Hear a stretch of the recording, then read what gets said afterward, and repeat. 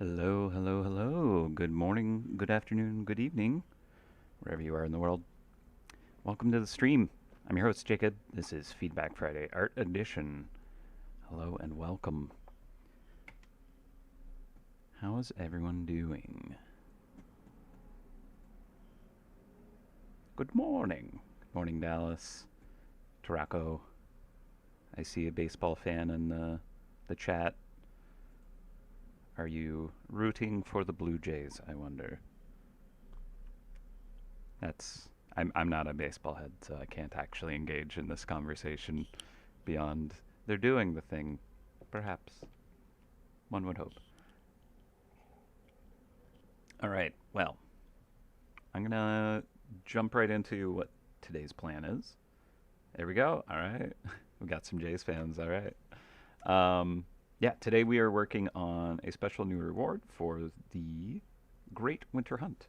I can't get into what the actual reward is, as in kind of specifics around how it works, what it is. But we're gonna create the artwork. I'll try and take the chat's kind of suggestions and explore the artwork. But I think we're just gonna jump right in, and yeah, it'll kind of become apparent, what the reward is immediately. Um, so I'm going to just share my screen. We are working on a new base, um, and yeah, I can't really talk about what it does or anything like that. But at least my understanding is, we have um, special effects with a kind of special base available during the event. So that's about as much detail as I want to get into at the moment. Yeah, we'll figure out the artwork. I have kind of like a rough idea of where I want to take it, um, and so I'll see if I can kind of like capture the idea. It's kind of a nebulous one, um, but should be. I think it'll be cool if we make it work. Um, I'm kind of like imagining this kind of like hunk of ice, but it's like cracking apart and like pulling into the center. Um, I feel like there's a couple of like sci-fi movies or whatever where they've kind of like shown a planet kind of like getting kind of just consuming itself or something interesting like that. I think Star Trek did it with like the red goo or whatever it is, where like it just kind of implodes into a singularity. So I was kind of like imagining like what if there was this like brick of ice and it was just kind of pulling into a black hole kind of thing, and I was like, wait, what if it was like going into a hailstone or something like that? I don't know. Like this is just kind of like it's a fun potential visual, and I don't really know what it all means, but like it just seems epic and cool.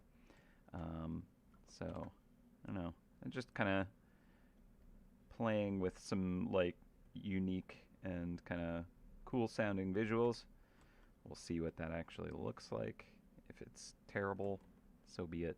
But yeah, new train track base. Maybe one day. All right. So yeah, like the idea would be maybe it's kind of like pulling into the center like this.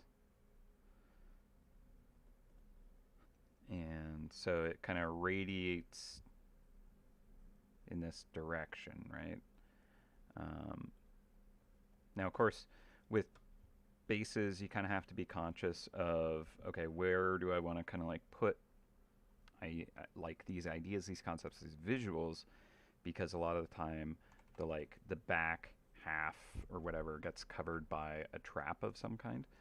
Um, so you have to kind of like it's kind of more so you have like this area mainly to kind of like safely add your kind of like this is the theme. We talked a bit about it when I was working on the rainbow refractor. Um, but yeah, I was thinking if there's kind of like these directions, and like the thing is, I don't want to make it like a super like high focus. Look at this detail of this base spot, right? Um, because the problem with that is like I don't want it to like compete with a trap.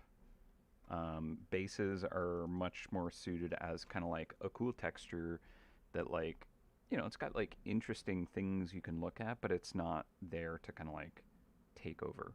Um, yeah, Great Winter Hunt is the Christmas event. Yeah. Uh, so if there's kind of like the idea that there's these gaps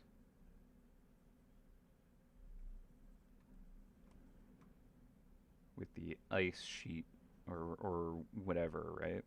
I like the idea of it being kind of like this ice just kind of being kind of ripped apart. So something like this where you could imagine moments ago it was this solid thing. And then yeah, we would have these like spider cracks in the ice just kind of like climbing out towards the edges as it's kind of like breaking apart or something cool like that. Um, hard to say. Like, I have like an idea of what the the movement of it would look like. Like the shapes kind of just like peeling apart into it. But like seeing it isn't how that works for me. So I have to kind of like sketch it in to kind of be like, yeah, okay, that does look like that idea. So we'll see. Um, so I wanna like keep the perspective of kind of the ice chunks relative to kind of like this top surface, right? Um, but I do want them to feel like they're kind of like pulling into it at the same time. And I don't know, maybe I should make the hailstone even smaller actually. Actually, I should use, because this is an imported asset, a smart file. So maybe I make it quite a bit smaller to kind of feel more like some kind of singularity or something. Well, maybe not that small. I want you to kind of like maybe tell what it is, but I don't think it's important to see what it is. Like, I don't even know if I want to have it be the hailstone in the end. Like, maybe I just kind of use the colors of it. So I'm actually going to duplicate this and move it out here. And we can even set that to maybe 50% so I can get a good view of it. Reset the rotation. Not that it matters what the rotation is, but this way I can kind of grab these colors because I like the colors. They feel like kind of Great Winter Hunt. So I think that's useful to kind of like pull from the superpolar base.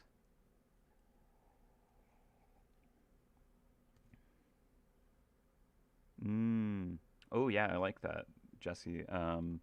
Yeah, having like the gaps between the ice kind of like fractures, having these kind of like glints of kind of like glitter. I don't really know. Kind of like they're magical and yeah, little little golden glints. But yeah, I like that idea of it kind of like having this kind of yeah. I like that. I can imagine that where there's yeah these little flecks of kind of gold and silver or something like that kind of in between.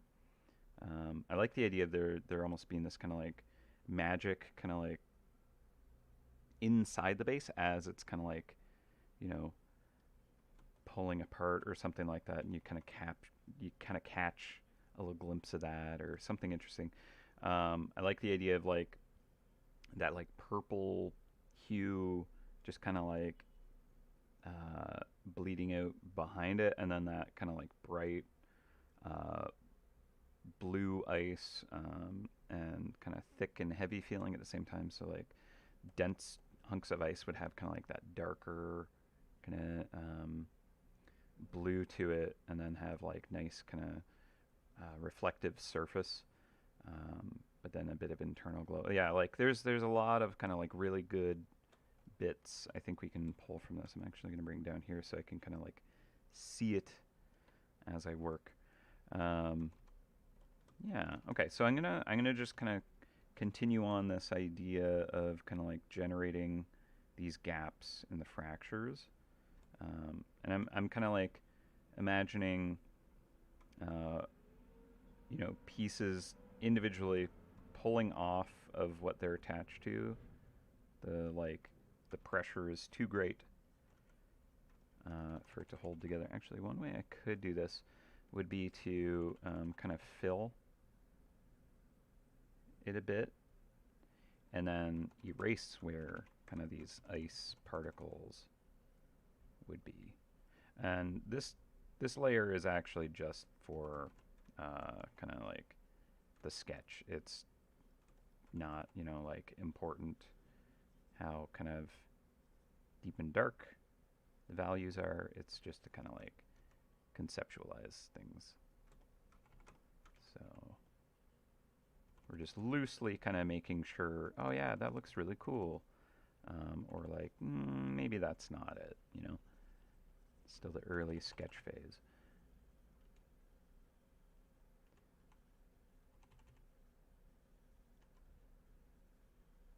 Yeah, I feel like the closer it gets to the core, the more it kind of has broken apart.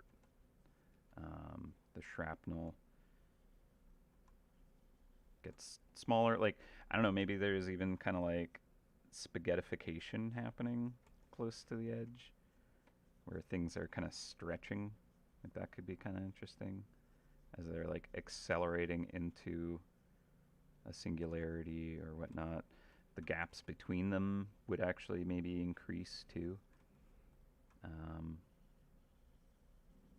So like further out here, where the fractures are actually only just beginning, the pieces are larger. There's less kind of a gap between them, kind of idea. I also want to make sure to kind of preserve this area a little bit more, and this kind of back shelf, because I think we still need to be like, right, there is traps that they might be standing on top of this as a solid surface, right? And we need a piece of cheese that can kind of like sit on that surface and look like it belongs on that, right? So we need to kind of make sure that we set up the stage where it's like, okay, these areas in general are going to work with most traps. For a concept like this, it's a one-off fun thing. Um, it doesn't have to necessarily work with absolutely every single trap, but in general, I do my best to make sure that they should work with any trap. But sometimes if you limit yourself to that, then you can't always capture the concept fully that you're imagining. So we'll see what we can do. And maybe there's like a big chunk of here that's already pulled out. Like, I'm kind of wondering, like, is it more like there's this ice shell around this kind of like void or something like that? Almost kind of feels like that's what it would have to be. So there could be like chunks of it kind of ripped out here, let's say, from the side wall that you're just seeing kind of like being pulled away or something interesting like that. I don't know.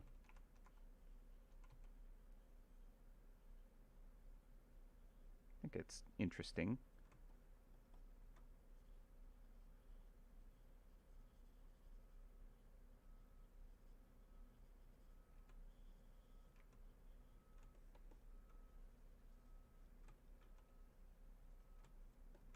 Kind of a fun idea to like have it casting shadows onto itself. Like down in here, this kind of ledge is kind of casting a shadow onto this kind of piece that's kind of being pulled in.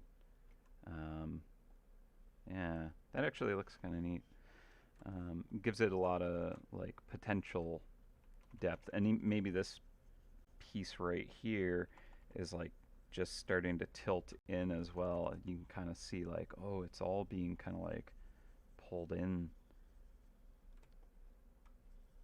this implosion or something like that. I don't know. Um,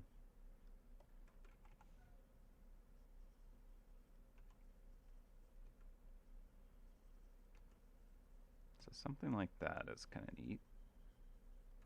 And then yeah, like we can have this, these little kind of glints of like gold or something like that speckled in behind. Um,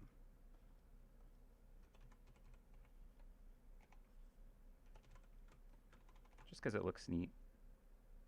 I don't know. I like the purple hue as well. So like if that was, just kind of like wisping around in behind things or something. I'm not totally certain what I want with that, but I like the kind of palette here, and it's a very bright one. So like having there be this kind of like ultra dark kind of black void isn't probably where I want to go. Like maybe all these kind of gaps are more in that kind of purple hue. I think it'd be darker than like the kind of glow I have here, but it might look like that kind of glow, like it was like a thick fog of it, but now it's in shadow or something like that. Um, so that could be kind of cool. The newest One Ice MySpace. Yeah. Maybe use a larger raised chunk to be the platform of the cheese. Oh, I like that. Like having it be layered would look really dynamic and interesting, actually. So let's see if I can capture that. Now, part of the challenge is the cheese chunks, uh, which is what I actually have them kind of like the folder for the cheese, is just the chunks folder. Yeah, they're like the cheese piece that goes on the base. Those can vary kind of significantly. Um, so I guess, I just need to make sure the platform that this would kind of like be is, appropriately large enough. But yeah, okay. So a couple ideas right now. I'm thinking, first of all, I should just modify the kind of like base color of my template trap, this purple, to be the ice blue, just to kick things off. Um, so let's see if just doing like a color swatch, it's a fine start, right? Think I might, I'll merge that down. One thing is, let's take a look at, some traps have the issue of that gap, right? We tried to kind of fix it on most of them. I'm wondering if this one actually did have a fix or what.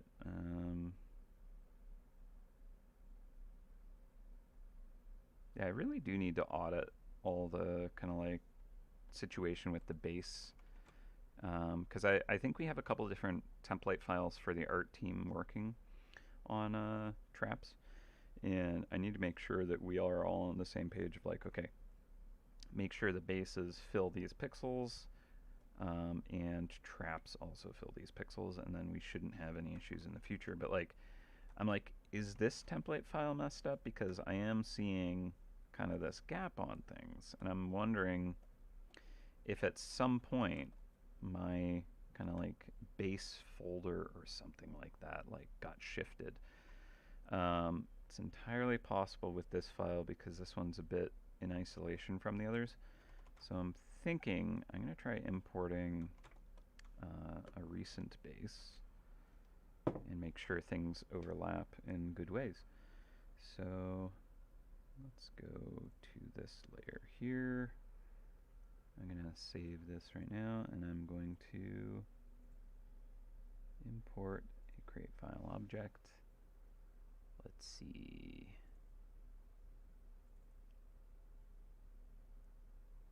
And I'm going to have to verify this for the new refractor base as well, because I think I maybe... No, I did that in a different file.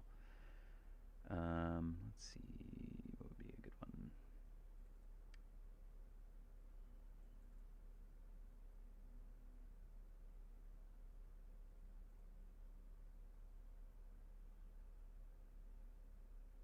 That one's good. Yeah. Okay, so we have a little bit of overpaint with the trim on the opal one, but it does maybe... No, it's definitely kind of like getting a little more out, right? Yeah. All right, let me put this above. So that looks like it is covering the same pixels on the top. It does feel like it kind of like fills out a bit better. Just like a single pixel line more. So it's interesting. Yeah, I think I need to fix the template file that I'm in currently, because it doesn't quite feel right. So let's see, does this base actually interact better with this trap, for example? Which apparently it's on the edge. So this trap, or yeah, like it looks like it's got an issue. So maybe I need to go and make sure that that's good. I might have updated this and I grabbed an old version of this file. It's possible. Yeah, the front edge isn't right. But it might be this trap more than anything. Not that I have the best examples to pull from to test. This one should be a good test.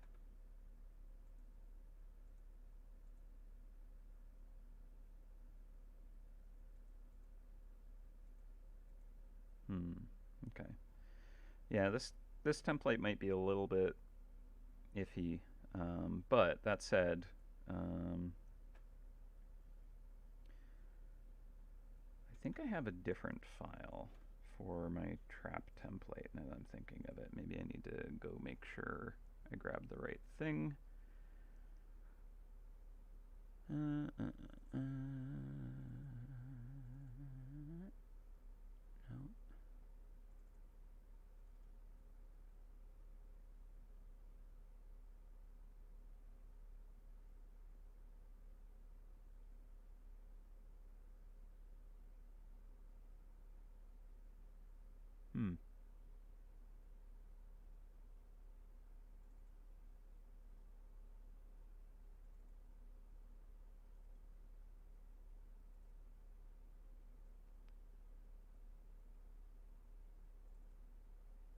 Pardon my off-screen hunting. Really should probably clean up some of the structures here.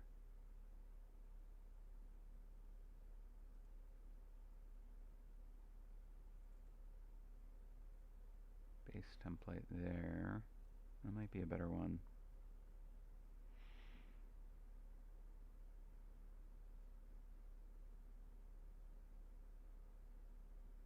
Let's try this.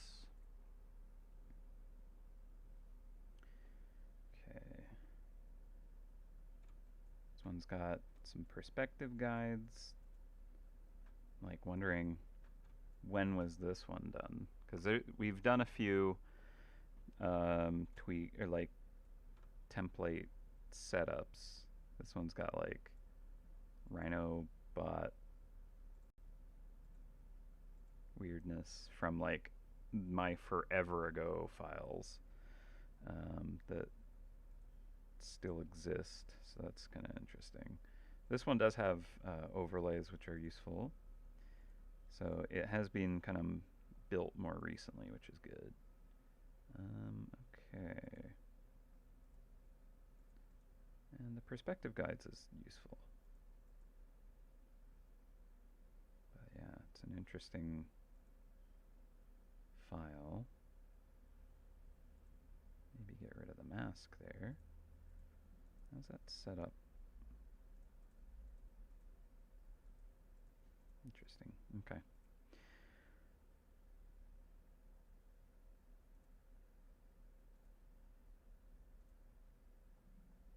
Yeah. So this image itself is a bit wonky, honestly. Is it like this in live? I need to fix that if it is. That's not great. The double LE shield. Yeah. Classic double LE. Yeah, so like I think we fixed some of those assets, honestly, but yeah, this is a bit messy. But okay. So here's my thinking is this is actually going to be practically the exact same. What's with this edge though? It's kind of a bit womp womp. Well, that just looks like how it is. You can blame Jacob from like 15 years ago probably for that. Yeah, it looks exactly the same if I'm being honest. Let's see, can I just grab this whole thing and copy that and just see what happens? Nope, that's not what I want.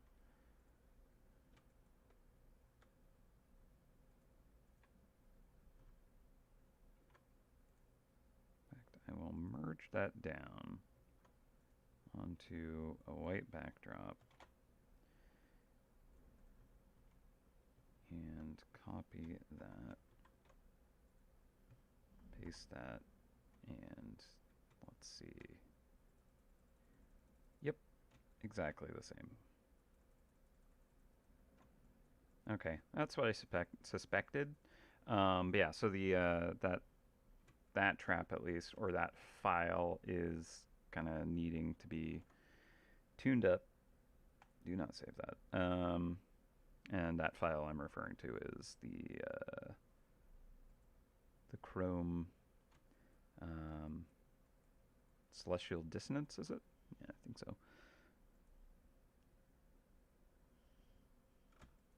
Yeah. Yeah, it looks like it was like shifted. Very interesting.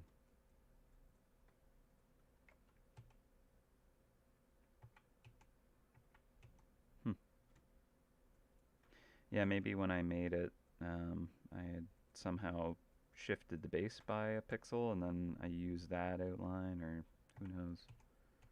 Either way, it's way too kind of like it's like a selection on the pixel, but it's like grabbing the outside selection rather than the inside or something like that, and it's just not how it should have been done. So my bad. All right. Anyways, we're gonna keep going. I think this is about as kind of close to a template that I need for our bases. They all kind of work off of this shape is the thing. I have kind of worked towards kind of going outside of the silhouette of it a bit better, but any traps that have like background stuff need to kind of like make sure that they kind of like go over the base by about a pixel. Anywho, so where were we?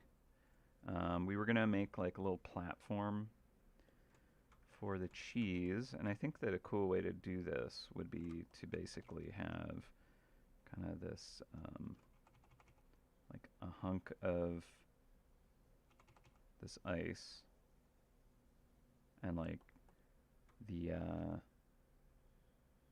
base kind of like sliding and cracking apart under it or something like that. There's so many different ways I could tackle this is the interesting thing.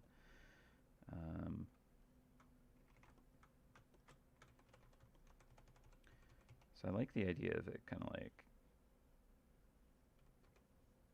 breaking apart and sliding under it like tectonic plates, right? It's kind of cool. And also right now I'm kind of like just drawing in the sketch, but it's kind of like, I don't know, at what point do I say, yeah, okay, this is the direction, and now I just need to re-render all of this, but like the inverted version of this, where I'm now just filling in these gaps, right? So what I think I might do is turn the base into the kind of like the void kind of version of it, like the empty kind of gaps, and then paint onto that the like the ice pieces using the same kind of shape language. So one way I could actually try this, and I think it'd be a good and easy way, would be to have my kind of like base here. Oh, I locked it. Oop. Locked it so it wouldn't get shifted around. That's a good idea. Okay, anyways. Gonna merge that color change. I'm gonna duplicate this. And this bottom one, I'm going to kind of turn into my like void color version. So like one way we can do that is just like a tonal correction. Let's go kind of more of this like purple here, the pink purple. So that's kind of a good version of that. Saturation we don't really need to kind of play with yet. I want to kind of deepen this first though. So we're like imagining this is kind of like the atmosphere, but now it's like in shadow or something. So we'll keep the saturation where it was. And then this is kind of going to be the ice layer on top. So I almost want to invert this and have kind of like the top being kind of the deeper color and the sides being a bit more glowy, just because of how I like light passing through the ice and kind of coming out the underside of it, because it's so translucent that way. So we do have selections in this file. I'm actually going to move this up to the top of the folder here, folder structure. So we can grab just the top, let's say, and we're going to go down to this layer here. And I'm going to grab like this deep, rich blue. And then I'm going to grab the side panel here. I'm going to turn that light. And this is going to be more kind of middle ground. Okay, so that's now a little more kind of like translucent ice. So here's where kind of like we're getting wonky. These selectables here, these alpha channels, are kind of like giving me bad selections. It's possibly how Clip Studio is making these selections. It's supposed to grab like every pixel, but it seems like it's only grabbing like pixels above a certain threshold. So maybe I need to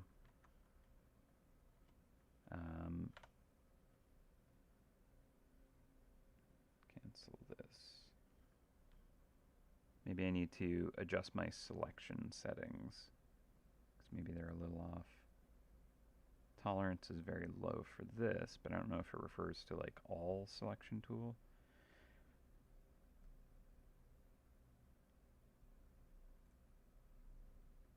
yeah, I'm not selecting using the wand. I'm selecting the pixel data in a layer. So is this?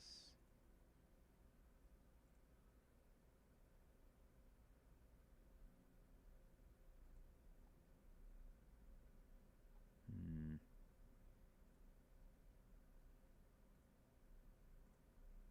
Okay.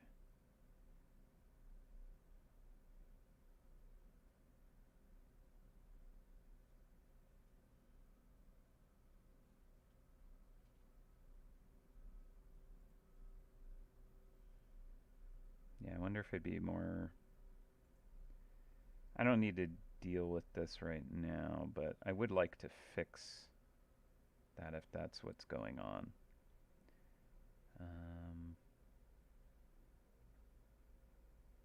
Yeah, I'll have to look into this later. Maybe in like preferences or something. Um,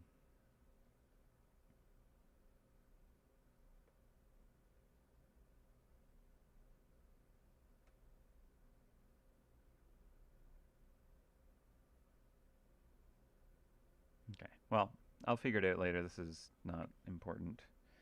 And yeah. So like, look how bad this alpha tool is here. Like this was like ripped from the original file. Not actually very good. Things don't line up. So this is not appropriate anyways. Uh, but it's fine to kind of like get things started. We're just going to get rid of that. We don't need to see all those traps. Something that is useful is our perspective guide.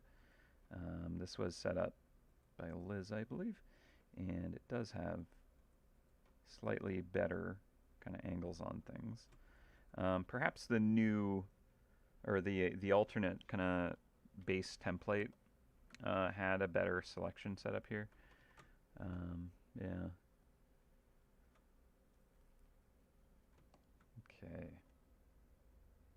So we can turn that down a bit. I don't mind having it around though. So let's go to this layer here. We're going to grab that color, and we have the pixels locked to transparency. So we're just going to fill in that weird kind of pixel gap. Same here. Okay, now it should look a little bit more good, more gooder. But okay, so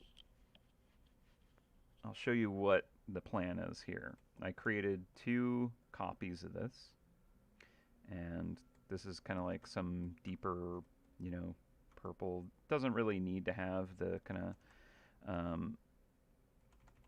the different kind of surfaces here actually. Like what I should do is actually just blend these, because the idea is this is supposed to be kind of the middle area. And what I could even do is like add little motes of this kind of gold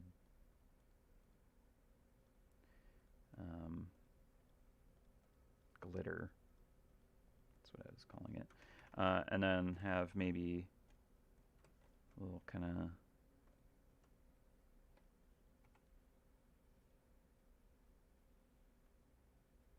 I don't know, just this lighter kind of purple and blue is kind of an interesting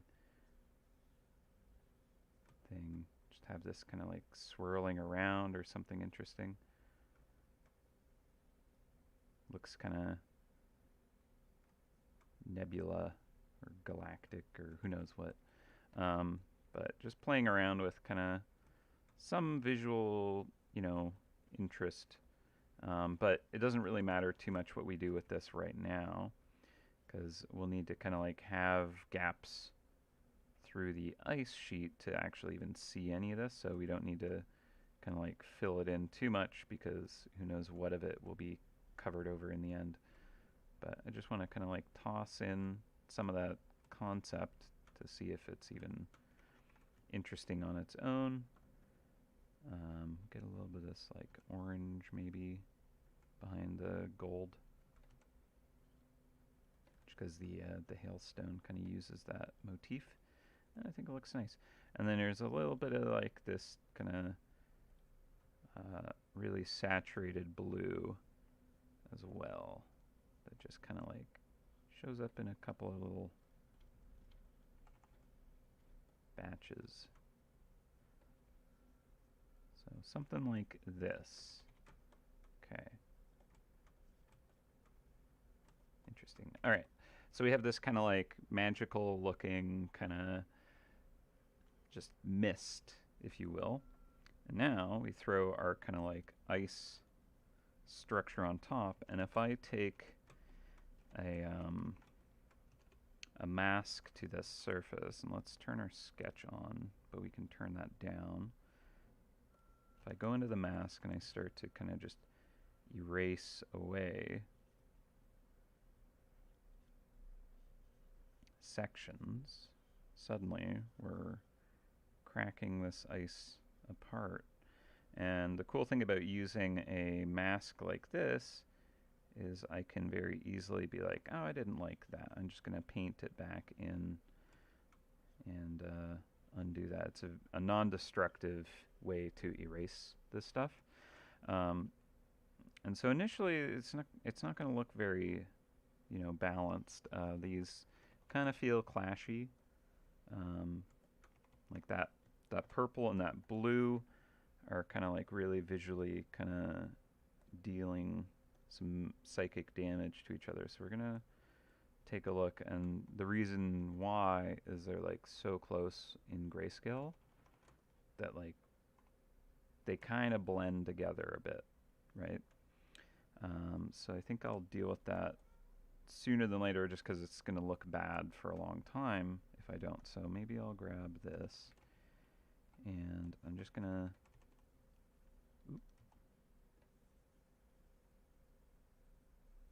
just take it all back a tone so that it's all just a little more kind of like further away from that purple. And we're gonna go in and we're gonna actually do cool things to the ice chunks here. So for example, having kind of like the edges of it like have this kind of like internal glow, relevant to like where that piece is in kind of 3D space. So like it might kind of be tilted slightly and catch the light on this edge, or it's got a little bit of a textured top, and that'll kind of like make it a little more three-dimensional, cool looking. But we can do that like that pass after we've kind of like built up this kind of interesting kind of breaking apart. I might even turn off some of this kind of like magical inner glow stuff, just so that I can focus on the shape language and not worry about kind of like, oh, that haze is a little, throwing visuals off. So let's continue where we were. We're just actually erasing out just kind of blocks, so we can kind of make it look like it's breaking into little pieces that are being pulled into the core. So I can even do things like just create this radiating edge, and then be like, okay, I'll erase some there, and why not there? Oh, maybe it was a bit too much. I'll add some back in here, a little bit there and there. Shift that one a little down, this one a little up. So there's this kind of rhythm of like the shapes, but they're not too repetitive, right? They're both coming from this shelf here, but they're like shifting in space, and like maybe there's like a little bit of shrapnel between them breaking apart.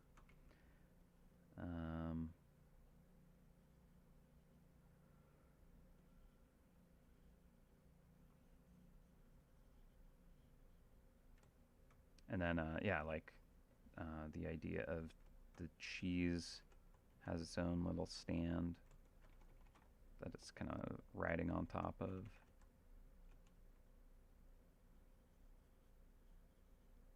I think some nice, like, bigger gaps near this kind of core is helpful too.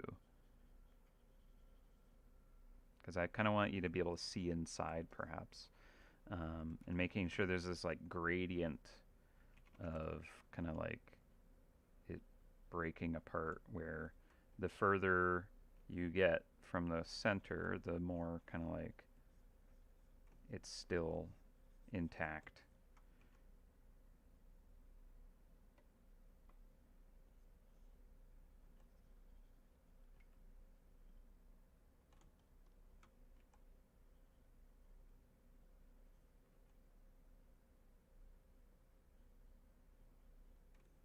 Also, for today's stream, not totally sure how long I'll actually stream for, but if it's going well, um, we'll keep going. I'll probably take lunch and work a bit after lunch. Um, but yeah, it's probably going to be, we'll see when we get there, kind of a day. Also, oh, I don't know if I started a screen recording. Okay, I do have one going. Hopefully it's set up how I need it to. It's based off of a template file that did have it set up, so it should be fine. Okay. So we'll get like maybe that is kind of going in behind this one.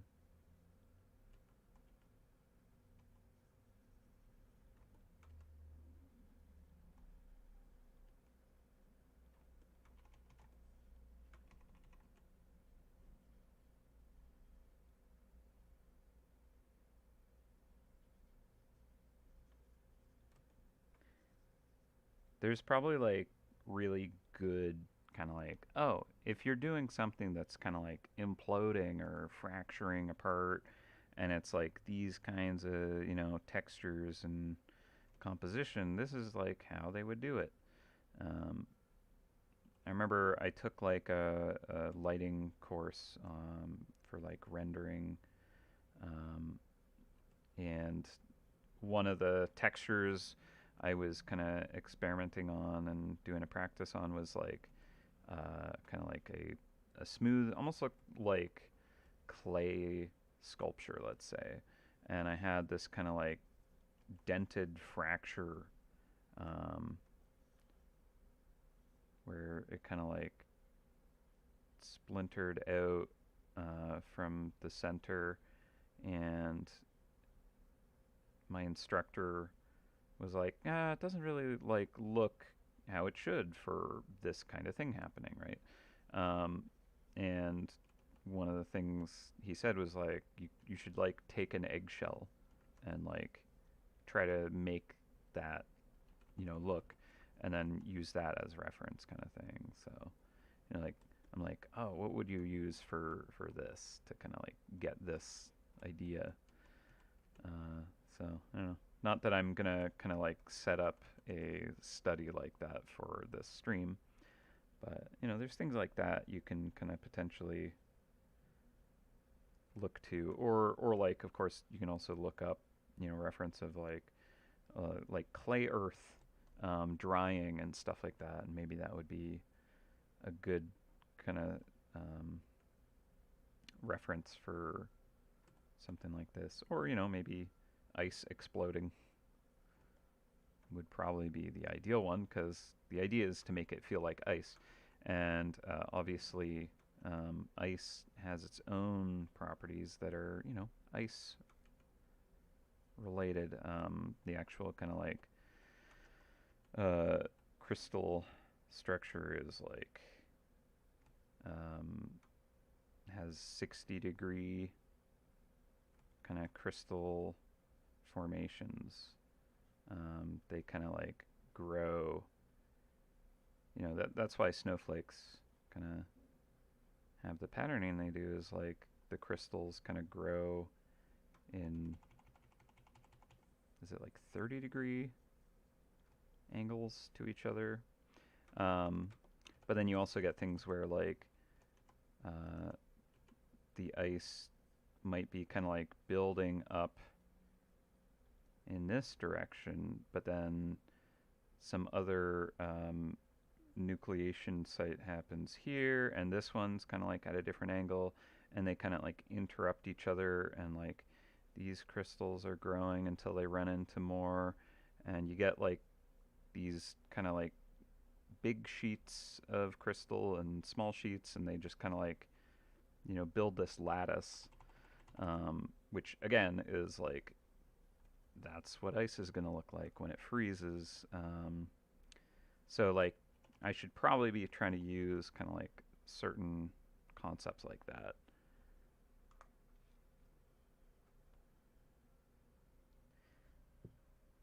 Yeah, I mean, Max Ross, like I I think that it's always appreciated when people kind of like do their own kind of drawing, even if you're not like you know, an experienced artist.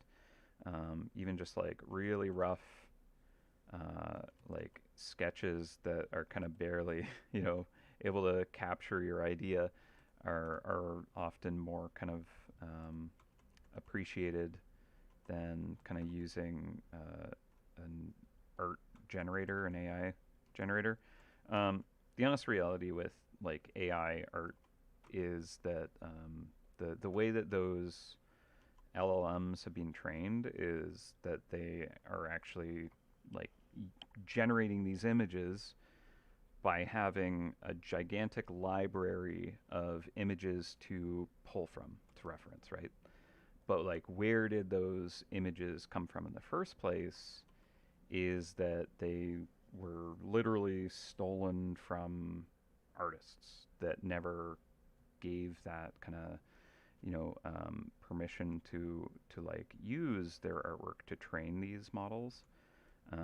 So like that's kind of like the like a big issue with AI kind of art. Like it's one way to kind of like, you know, be able to, you know, be like, oh, here's the idea, and like this is the kind of visual of it. But like the unfortunate reality is that like the way the computer was able to kind of create that is because it had all that kind of like stolen works inside of it to kind of like generate off of. And yeah, so it's not something that a lot of people appreciate that it exists. Unfortunately, it's, you know, if it was done a better way, you know, if there was kind of these options where people could choose to feed in their own personal works and get compensated for it, like that's another story. That's up to the individual to kind of decide to be able to do that. But unfortunately, no one was asked. Like musicians, writers, everybody, like everyone's works were just stolen without permission, and now people use that data to kind of just like create works that were literally based off of all those things. So it's an unfortunate thing that, you know, should not exist in that way. Um, and yeah, so like again, like I love looking at the kind of fan art concept stuff, um, and I always appreciate seeing someone's like really rough drawings and like, you know, napkin art or whatever it is, because like, you know, that person actually like made that and they're putting themselves out, and I, you know, there's no question that is something to kind of like really appreciate. So yeah.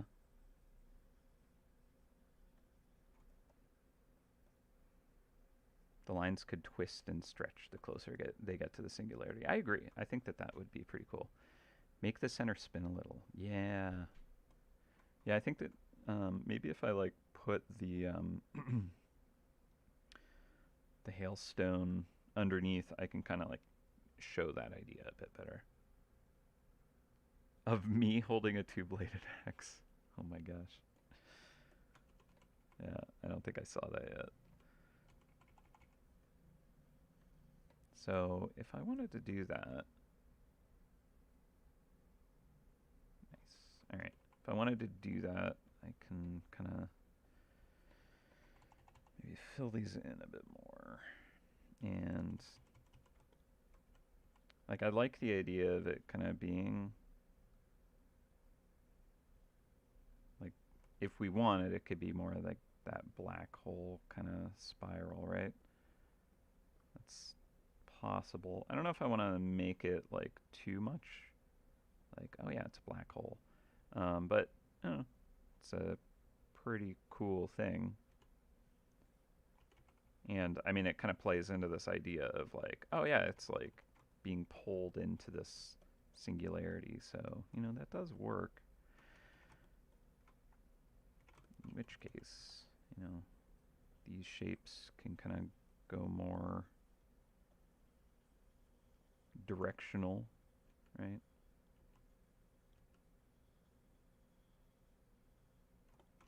I don't want it to be too fragmented where it doesn't look like anything can actually, stand on top of this. So that's kind of another thing that's like, oh, maybe I need to be careful about that. But actually, I think this kind of directional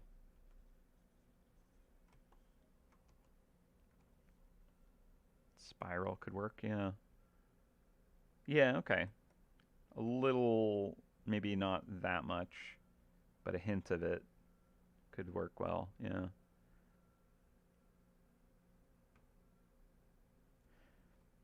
Yeah, Max. I don't think you can feed like you. Well, you absolutely can't feed anything into an AI model that you don't own the property.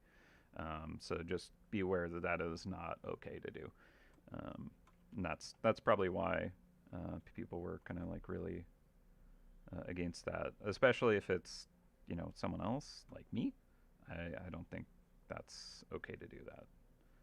Um, I do not need an AI, like grabbing my likeness and using that. I mean, I'm sure it's already got loads of me in its engine with me having decade of YouTube videos or whatnot. But yeah, I do not give permission for you to turn me into AI art.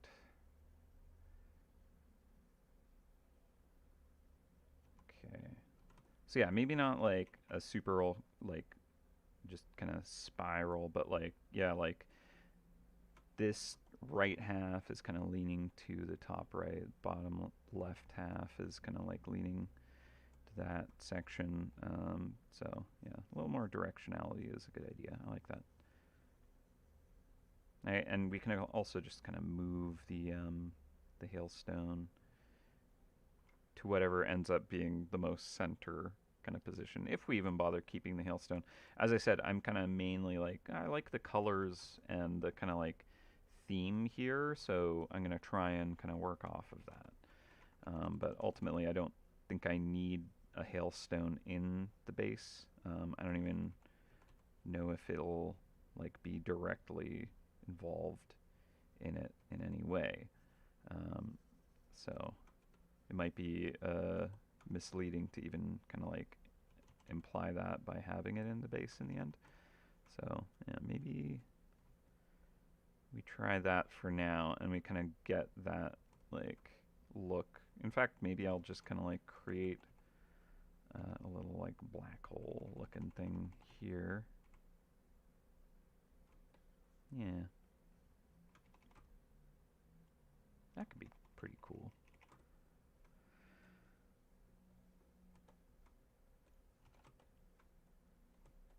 All right. We'll go with this for now, because I think this might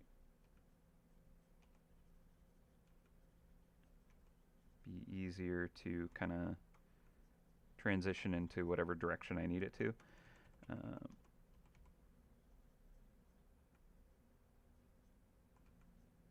Yeah, maybe they're kind of spaghettifying a little bit.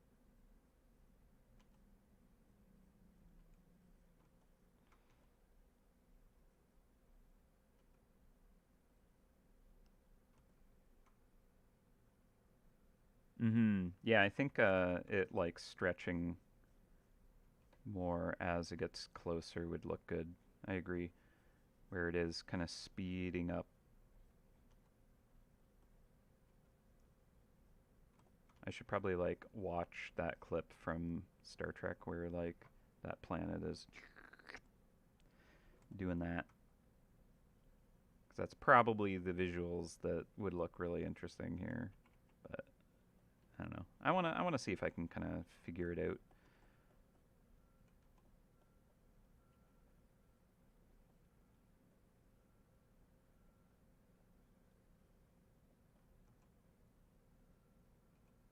And yeah, like it's one thing to kind of like have stuff look like it's pulling into a singularity. It's another to kind of like have that happening in the middle of a solid base that things can stand comfortably on and mist can softly float on top of. Right? Like so it's kind of I don't know how it's going to work out. But yeah, it's an interesting one. Actually, I'm going to get some of that like nice purple glow behind this because I think that could look really neat.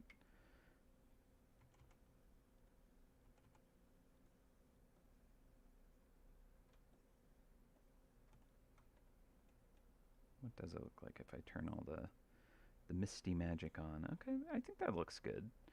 I might kind of like push the deep darkness of the behind or brighten up the ice on the top, which I'm probably going to go for brightening the ice first.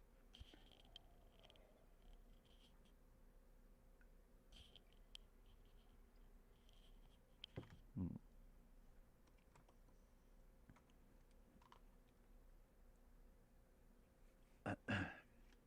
Actually, I don't know if I ever like mentioned this mug, but I was visiting my brother up in Peterborough, and they have a really awesome. Yeah, I think I did talk about this. A really awesome canoe museum there, and there's incredible history and like so many incredible watercraft and just so much interesting stuff about the many kind of like First Nations and the cultures that kind of created all like all over the world different canoes and stuff.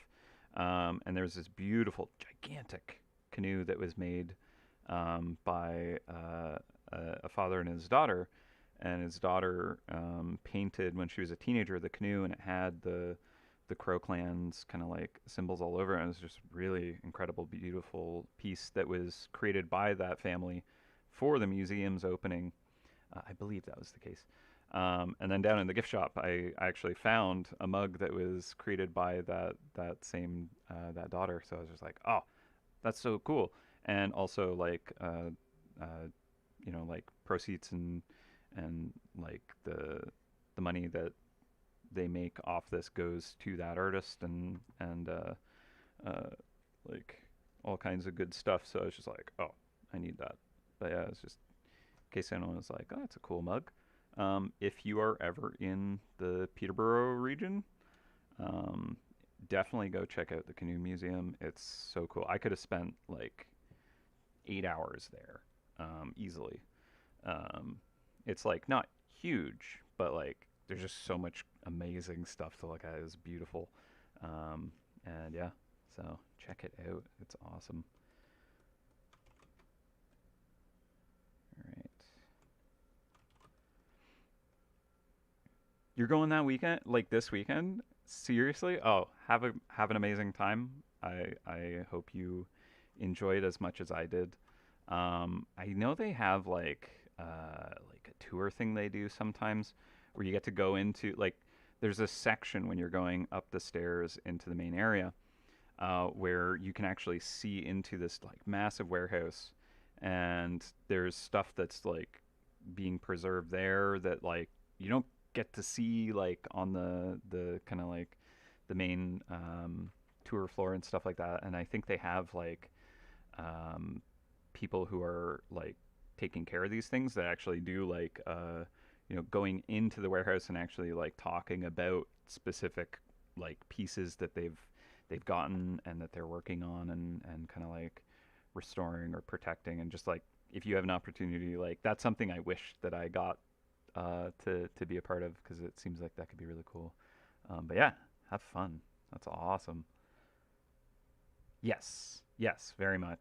Yeah, and yeah, like the whole kind of like founding of the museum, because I believe there was like a canoe museum before, and like there's so much history of like in Peterborough in that region of kind of like um, how canoes and like it's really good at telling you the whole story, and and not shying away from colonialism and the issues that we've caused, and all kinds of stuff. But it's there's just so much, like, read everything you can.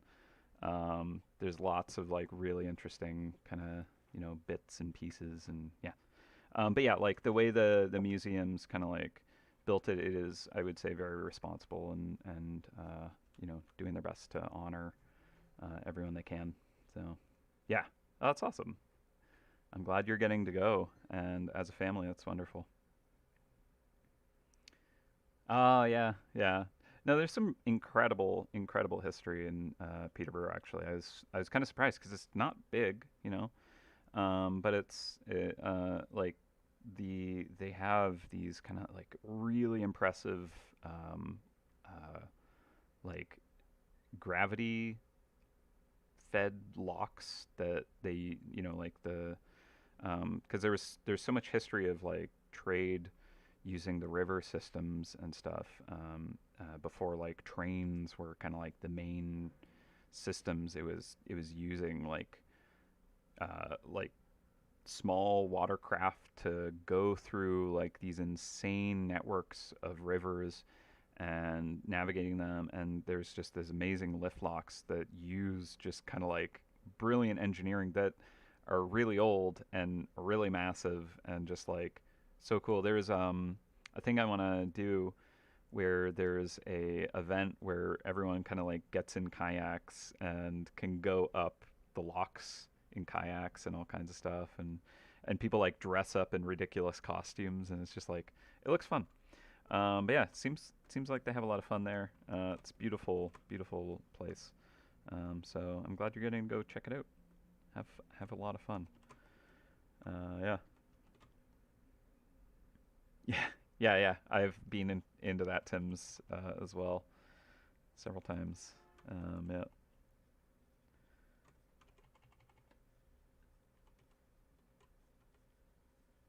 that's so cool that you're going this weekend though. That's awesome. All right. Um, why is that? Oh, I was on the wrong layer. Uh-oh. Does that mean? Yep. I was erasing stuff I did not want to. Okay, we're good.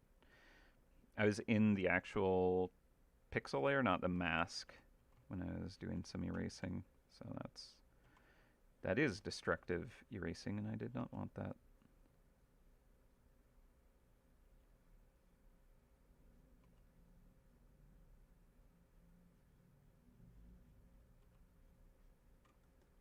Yeah, that is quite the coincidence. That's awesome. Yeah, no, you're gonna see the canoe I was talking about. It's really cool.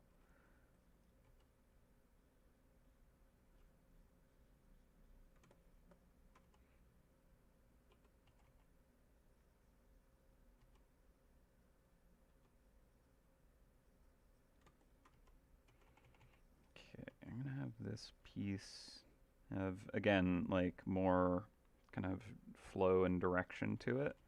But I like the idea of it kind of like breaking off into visibly smaller pieces. Like it's kind of like a nice kind of crumbly pastry being peeled into layers.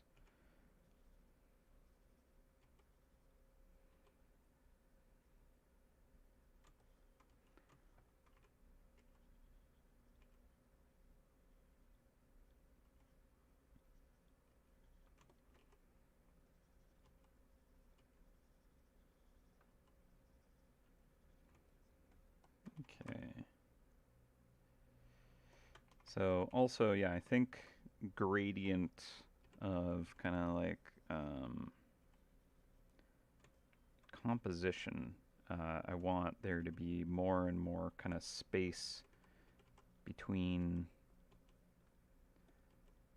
the core and these kind of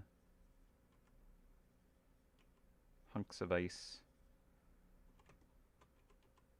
So I need to kind of like have these filled in a bit better, maybe. And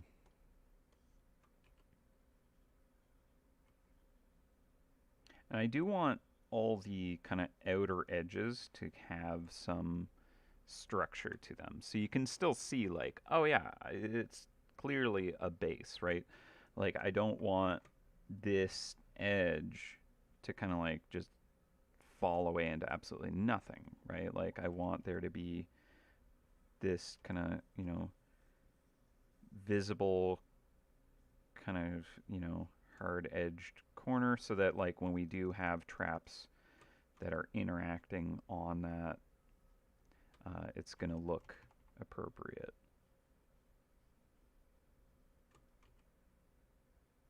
Okay, but yeah, we can have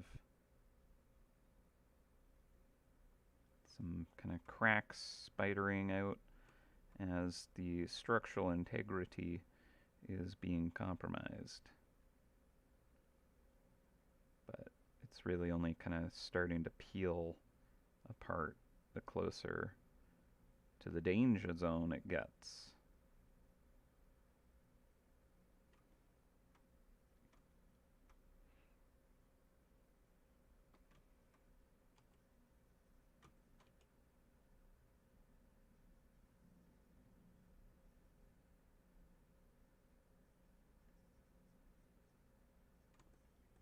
Yeah, I think that's starting to work.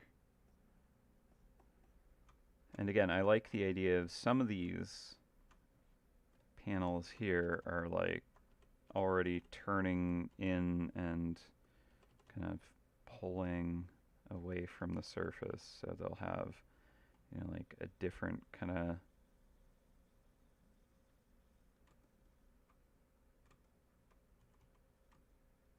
surface kind of, as the angle is different from one that's totally sideways.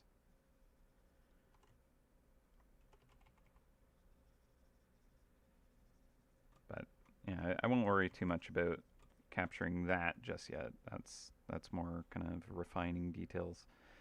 I do like the idea of there being some layering of this happening too, though. I'm kind of like, this sketch is kind of like suggesting that happening, and like it does look kind of cool. And again, with the idea of there being this kind of like platform for the cheese up here, again, that's kind of the same thing,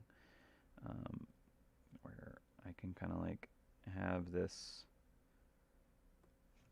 peeling apart underneath of it.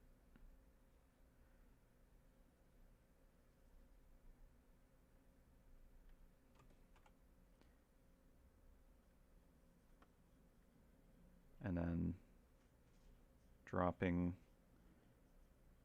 that kind of like slab on top of it. Good, I am working in the correct selection, not the layer itself, but the mask. Good. Just need to double check that anytime I'm like returning to erase things.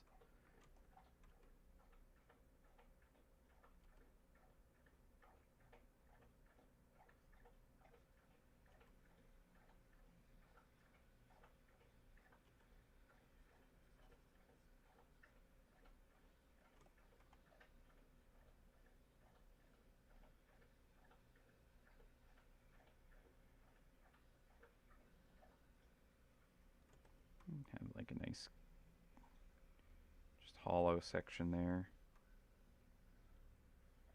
Just going off of what I did with the sketch.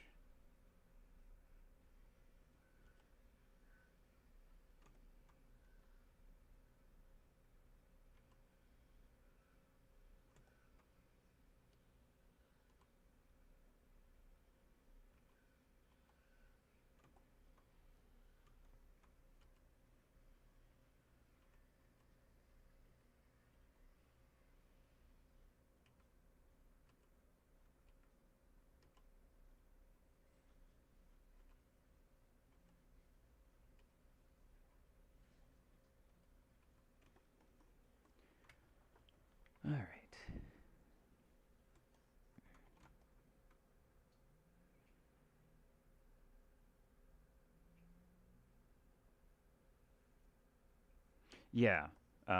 Having this kind of like light edge here is going to kind of like be some like I'll treat all of the ice with that.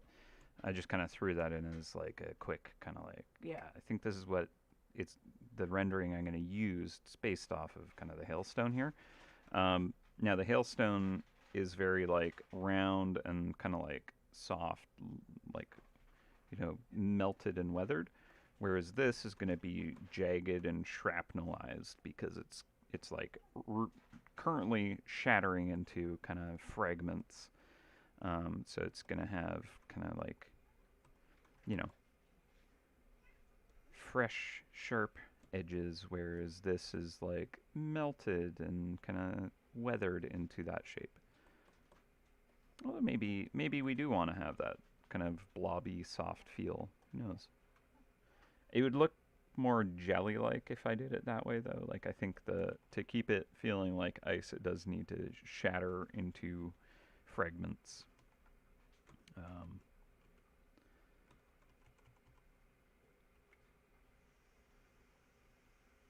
if we want it to feel properly like ice, I think that's an important idea.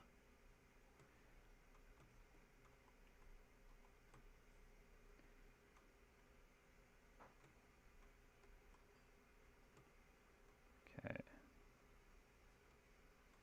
This can go below everything, back to kind of like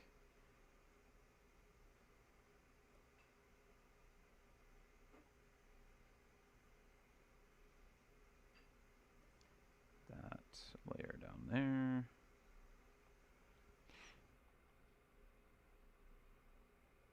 I think that the sketch is what's, yeah, obscuring that a bit. I don't even think I need the sketch at this point. Because it's just kind of like, okay, like I get the texture motif. I guess I should probably tackle some of the top area on the left side, although the sketch isn't really doing anything for that anyway, so I'll just get rid of it at this point. And we'll just kind of like try and get enough of this where I really feel like, okay, this is capturing that concept well enough to kind of like move to the next thing I want to tackle. But right now it definitely doesn't have enough of this feeling yet.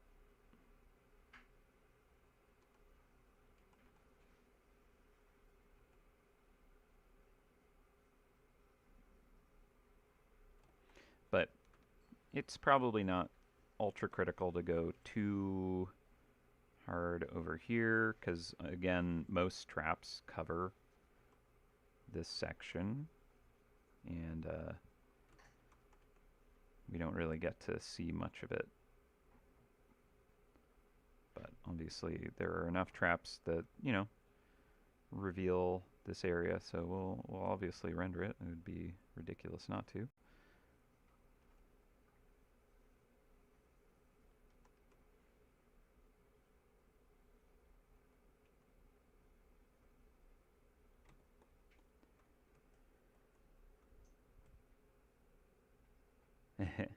Yeah, I'm like right now.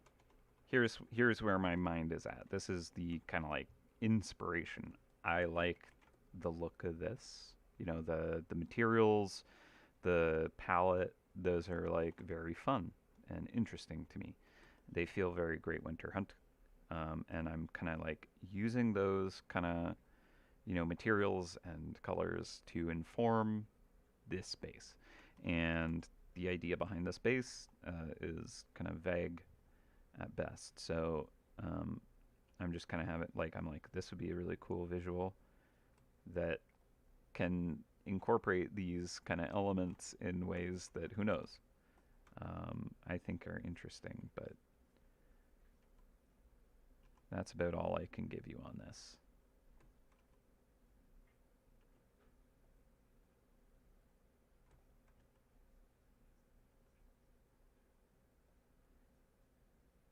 Nice and vague.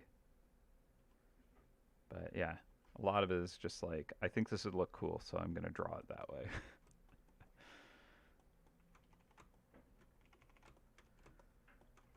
the idea of it, being a solid hunk of ice being pulled into something, probably don't need to read too far into that other than Jacob thinks this looks neat and wants to draw this.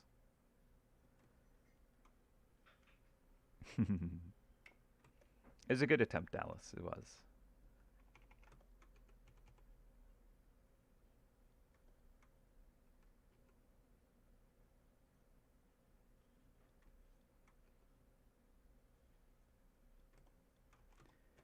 All right.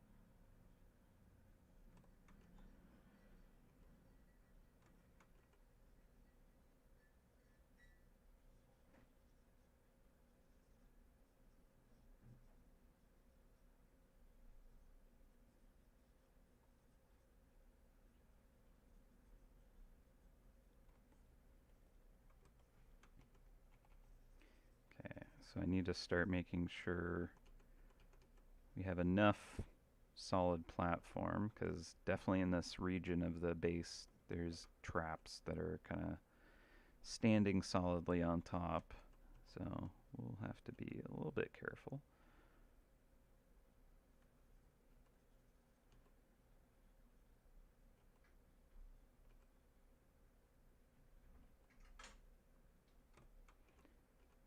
I think, again, thinking of the perspective that we're kind of imagining these plates are starting from,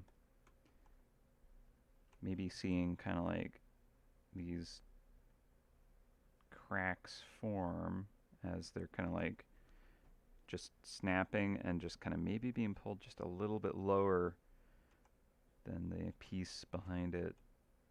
Could be kind of a visual that hopefully I can kind of like convey.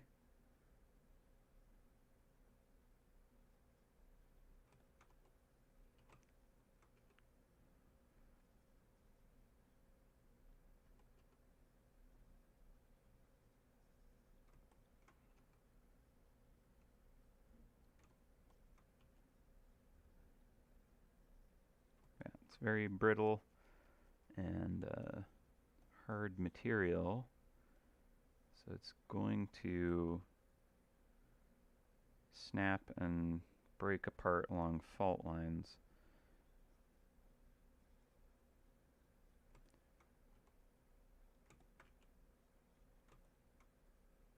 Any kind of major flexing or torquing of the material is going to cause these faults to kind of just, break along their kind of weak sections, the fault lines, if you will.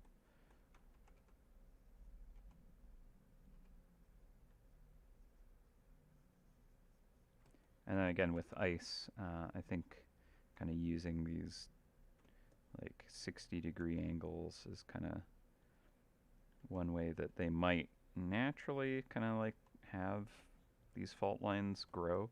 Because, yeah, like where those crystals kind of like start to kind of like run into each other, I think those would be where you'd have kind of weak, kind of, because the crystals aren't like a solid structure at that point. There you have like the edge where they intersect and aren't kind of like actually connected in the same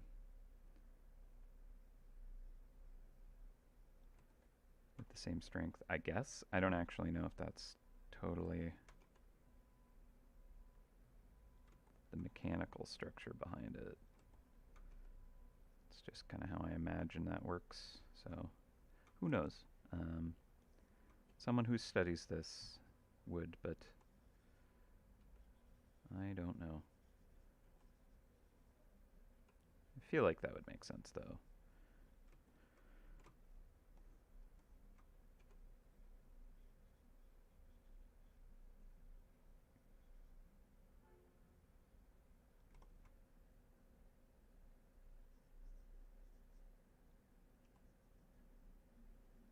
That piece, I imagine, is kind of like sliding underneath the others.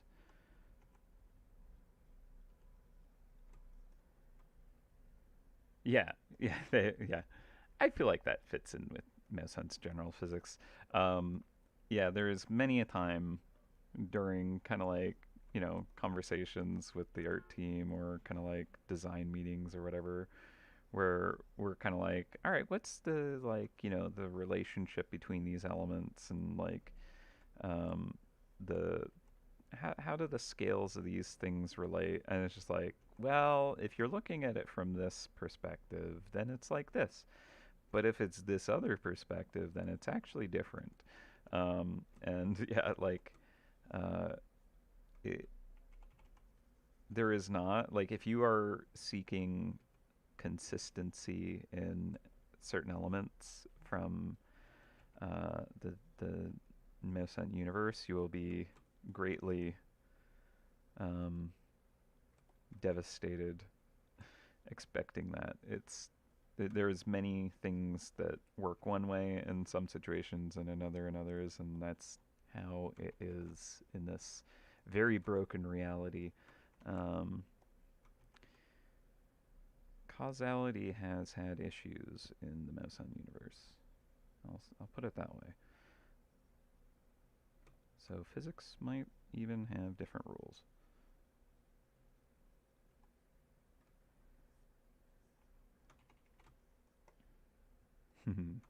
Yep, that's exactly right. The highest order is the fun principle that governs all. So the more fun it is to be a certain way, that is going to be what it is.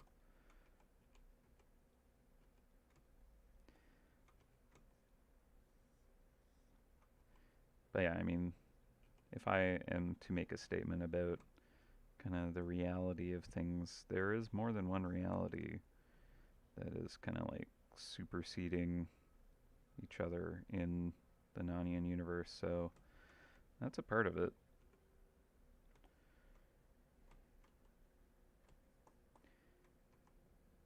Different realities exist in this space, so they might actually come with different rules.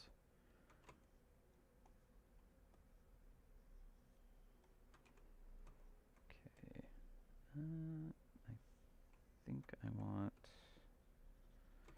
just to balance it out, I kind of want to like obliterate a section here to kind of like give more of this kind of like, oh, it's like eating itself or peeling apart or whatever.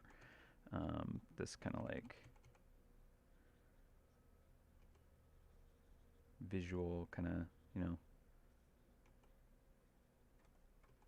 concept.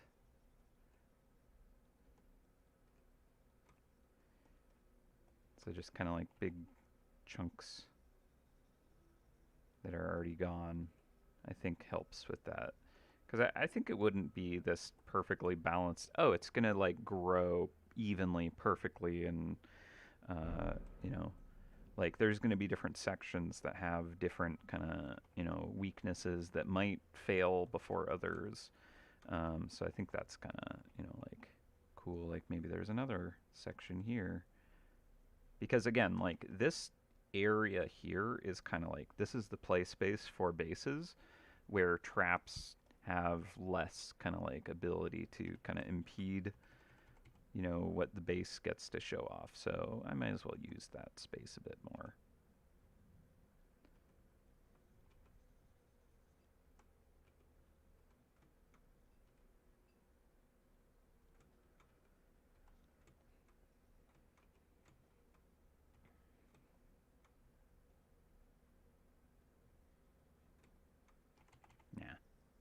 that's solid. That corner can be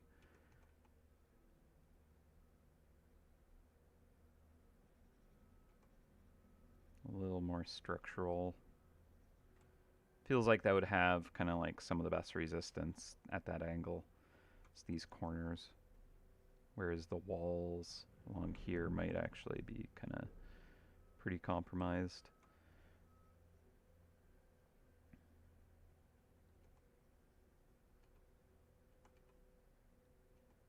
It's a fun way to draw, is actually just like erasing and drawing back in, and to kind of like reveal little kind of like areas of interest below. It reminds me of like a craft that I really loved as a kid, where you would take a page, even just like a printer page or something like that, and you'd like just cover the whole thing in crayon, and like you do like all kinds of different colors and like big areas of colors that like flow into other colors.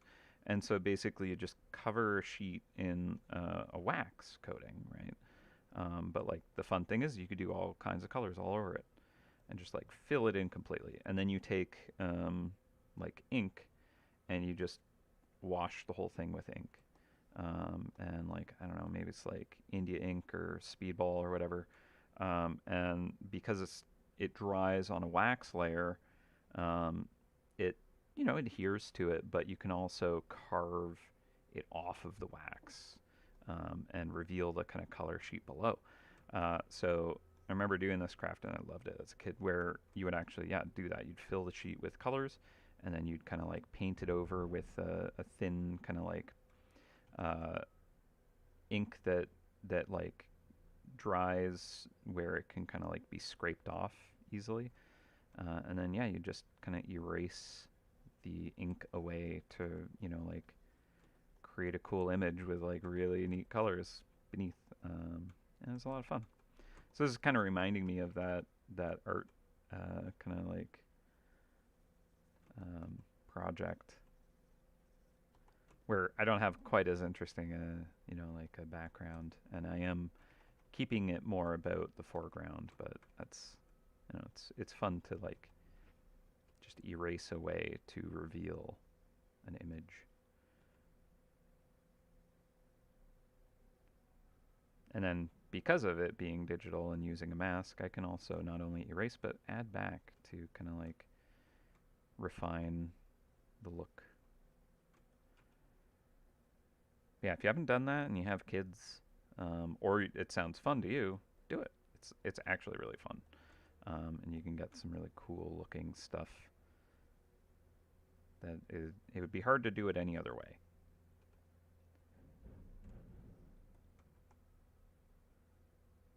I should actually next time I hang out with my niece and nephew, I should pull that out of my back pocket, because they love art. Like they both went to art camp and really had a great time at it. And I have like this really awesome bear mug that my niece made me, and like many cool kind of drawings that we've all done together. So yeah, I think they'd enjoy that a lot. I'd enjoy it. All right. So this is it's got some flow to it, right? Like you can see it's kind of like pulling in this kind of spiral kind of direction. I think maybe I'll give a couple more kind of like nice gaps here and there to kind of like give it a little more breathing room. And we don't need it to be too just like, oh my gosh, it's like pulling everything in instantly. I don't mind it feeling like a slow kind of spiral, where it's kind of like each part you can hear snapping away and being pulled in.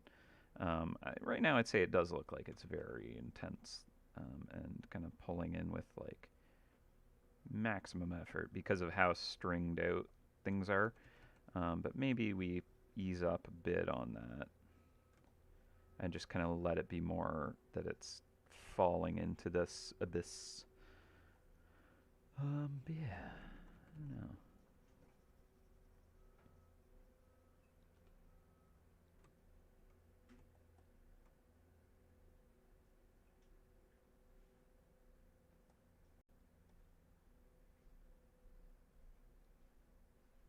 The one chip nearest to us is almost tailstone shaped.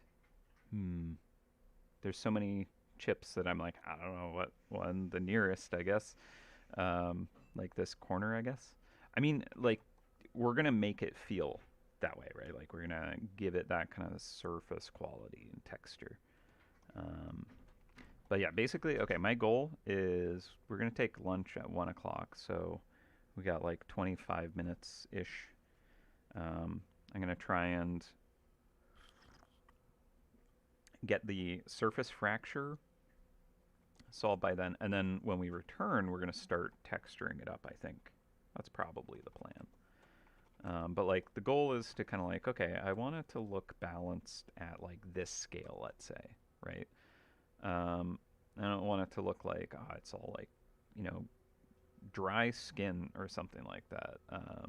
I guess part of that will be the rendering of it, but the size of these fractures, the kind of like distance between them, the flow, stuff like that can dictate, what we're feeling. And then also, I think if I kind of like play outside of the silhouette of the base a bit by kind of like having this texture kind of sit on the outside of it. So, for example, if I did this, right, we're kind of giving a little more kind of language to the texture by just saying, hey, here's how much these pieces kind of sit outside and like the feel of them, the edge quality of them, if you will.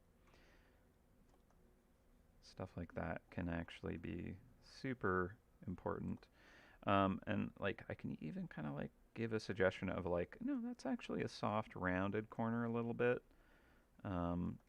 That might, convey a little bit of hailstone, right? Because it's so soft and like round, having a little bit more of a soft round kind of edge here where I can even blend that edge and kind of like soften that corner and give it like more of a wide reflection here. So this section here, if this is kind of wide, it's maybe not perfect.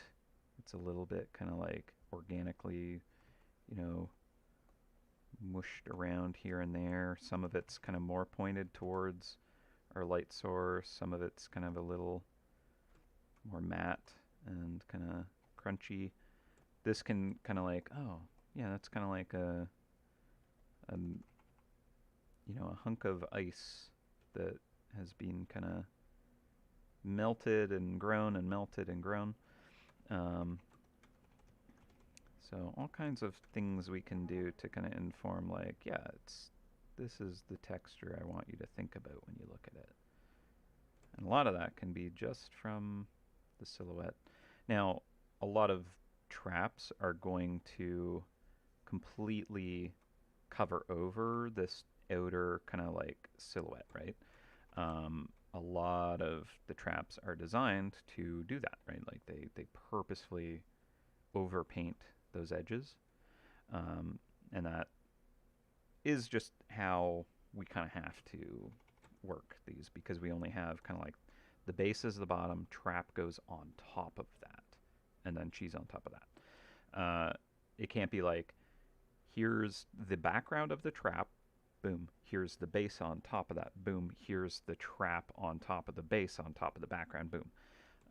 That would be ideal for kind of like how we could really make these interact in excellent ways, but we didn't set up the system like that. It would be a lot to kind of like make it work that way. Maybe it's something we could choose to do in the future, but like it's not necessary. It would give us a little potential to do cool things like, oh, you can have different bases glow in different ways, or have these kind of like, more kind of like organic edges on the base that show through with all kinds of traps, which would be nice. But again, that's not kind of like how it currently works, so we can't, you know, expect that right now. And even if we did it now, it's not something that would be a part of kind of like current designs. I guess some of them would have that. Like there are bases that have that kind of outer bleed. Where's that layer? Here it is.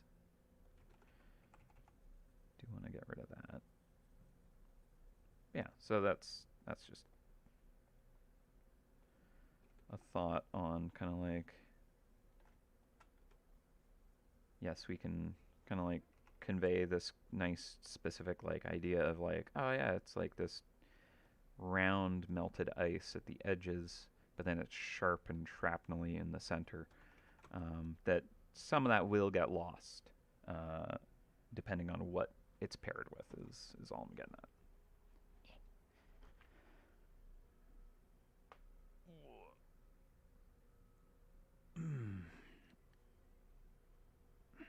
Okay.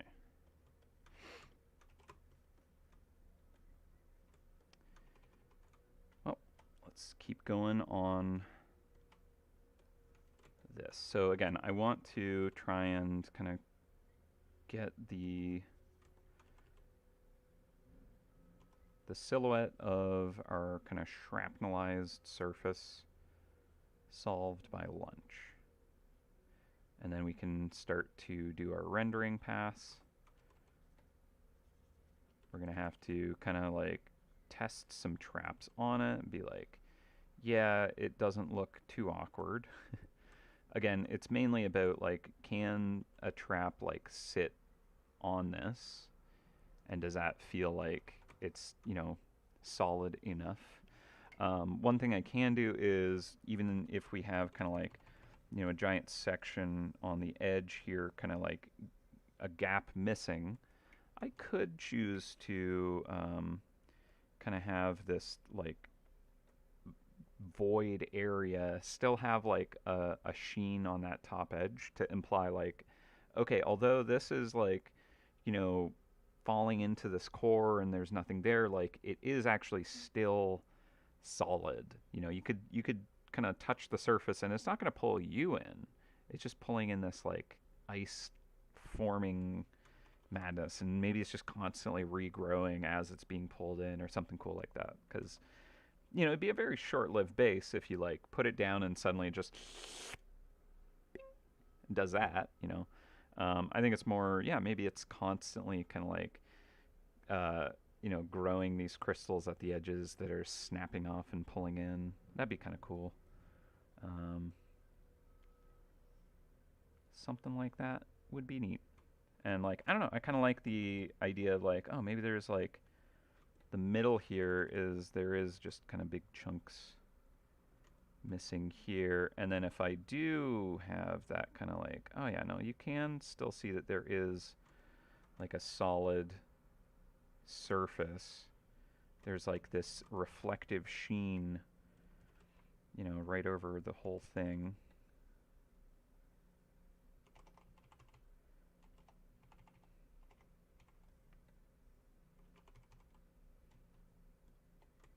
Right. To be like, yeah. Although there's this kind of cool, like, oh yeah, it's all, falling into that. You can see that, no, it's still solid on the surface because there you go, right? Like, this bad boy will, hold up. It'll hold your trap up, no problem. So that's one trick that we can kind of use to kind of give that suggestion, right? Mm-hmm.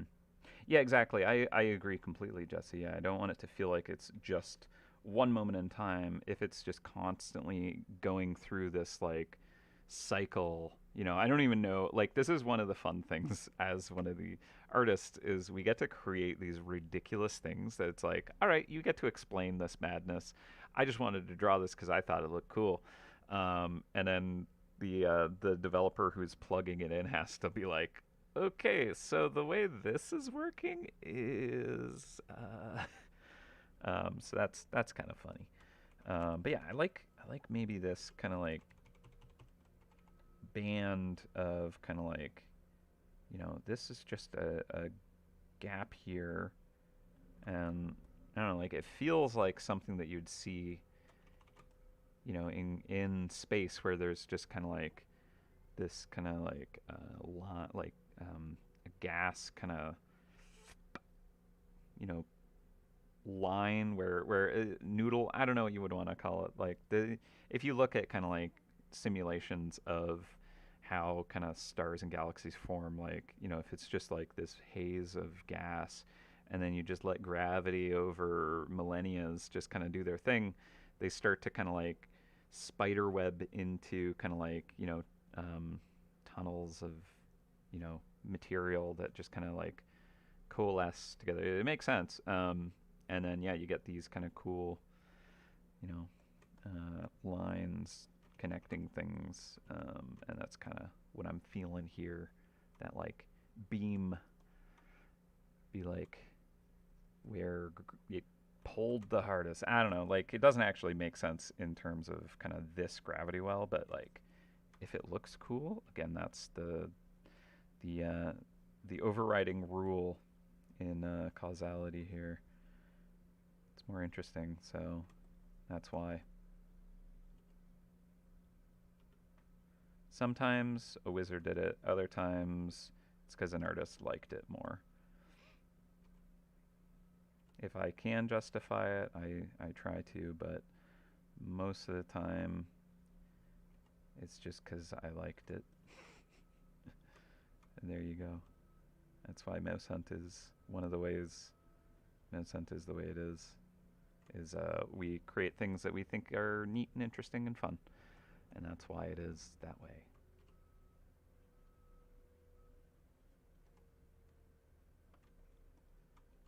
But we also like our world building. We just don't always reveal the details and leave it as more kind of like, we'll let you theorize what we're going for. We have the reasons behind some things, but it's fun for people to come up with their own theories and see what they think it means.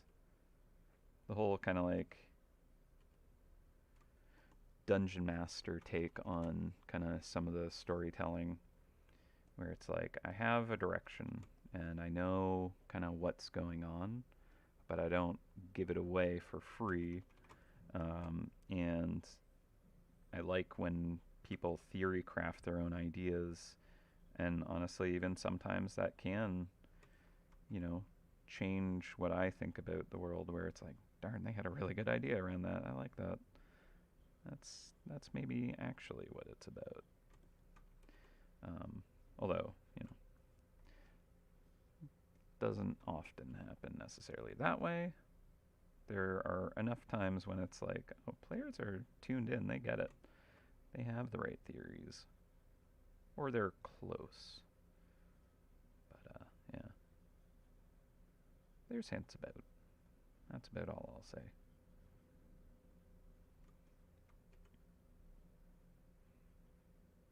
A very meta-narrative day today, or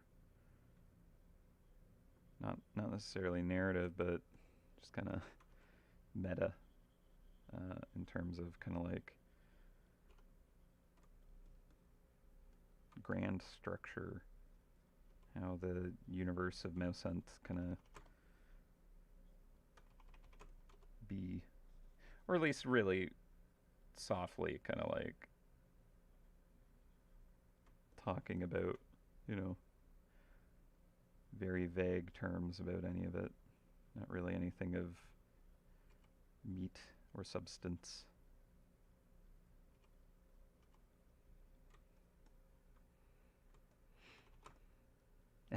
Side note, the detail on the nutmeg cheese is really nice in this resolution. Thank you, Dallas. Yeah, I guess there's some elements about it. It's like, it's kind of wonky. It's like boop, boop, boop, boop, boop, boop, boop, boop, boop. But yeah, I mean, honestly, like most things, I draw are kind of drawn at these resolutions with that level of detail. That when you're in the game, you don't really get to see it. So that's part of one of the things that I think is special about my Feedback Friday sessions is you actually get to see you know how detailed I work things up. Because ultimately, that level of detail doesn't come through in the live game. But in my mind, like my philosophy behind it is that like I think it still produces like a better, you know, image at the end when you kind of like put in a higher level of detail than people get to see it at. Maybe it's inefficient. Um, Maybe it actually, in cases, plays against me where, like if it's too detailed, it can actually like generate noise and kind of like lose itself a bit. So that's something to kind of like balance and be cautious of. But for the most part, I actually try to render things like 4 times the resolution than people actually get to see them at. Um, and that's just how I like to work. But like I think it's a good way to work in assets for projects, partially because it's like okay, well if you ever needed to print that up at a high resolution, you do need a lot of DPI for printing stuff to look good. Not that we do much of that, but it's nice to have that option for other artists, like taking an asset and like modifying it. Like if you do a trap skin for something, like being able to go in close and like see that level of detail and then work off of that can help. Um,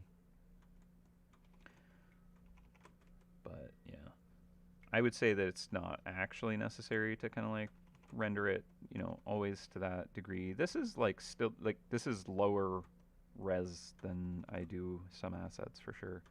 But yeah, and that is actually another element behind it. Very right, Dallas. It is actually a way of future proofing stuff because technology, like smartphones have been HD screens for a long time, but they didn't always.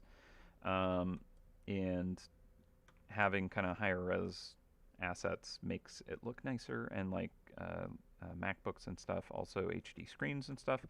Um, so they look better when they have kind of like a higher res asset than is normally seen at that. Like, so assets have been exported for a 72 DPI monitor, right? Your basic, 1080p browser like viewing experience on a normal monitor um, uh, looks a certain way, but then when you look at that same kind of setup in a high res kind of environment, some assets can look kind of crunchy compared to other things like text that's formatted for that kind of like high res view, and other assets, these are high res and those aren't.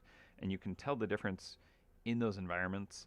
So that's something that we're trying to kind of like improve on and kind of bring what we can into those kind of higher res spaces. Now, of course, there's a lot of old assets that don't have and will not have a high res variant, just because we haven't always exported or created assets with you know higher resolutions. Like when I first started, items were created at a random 333 by 333 pixels. Right, there wasn't really any reason for me to make them that specific dimension.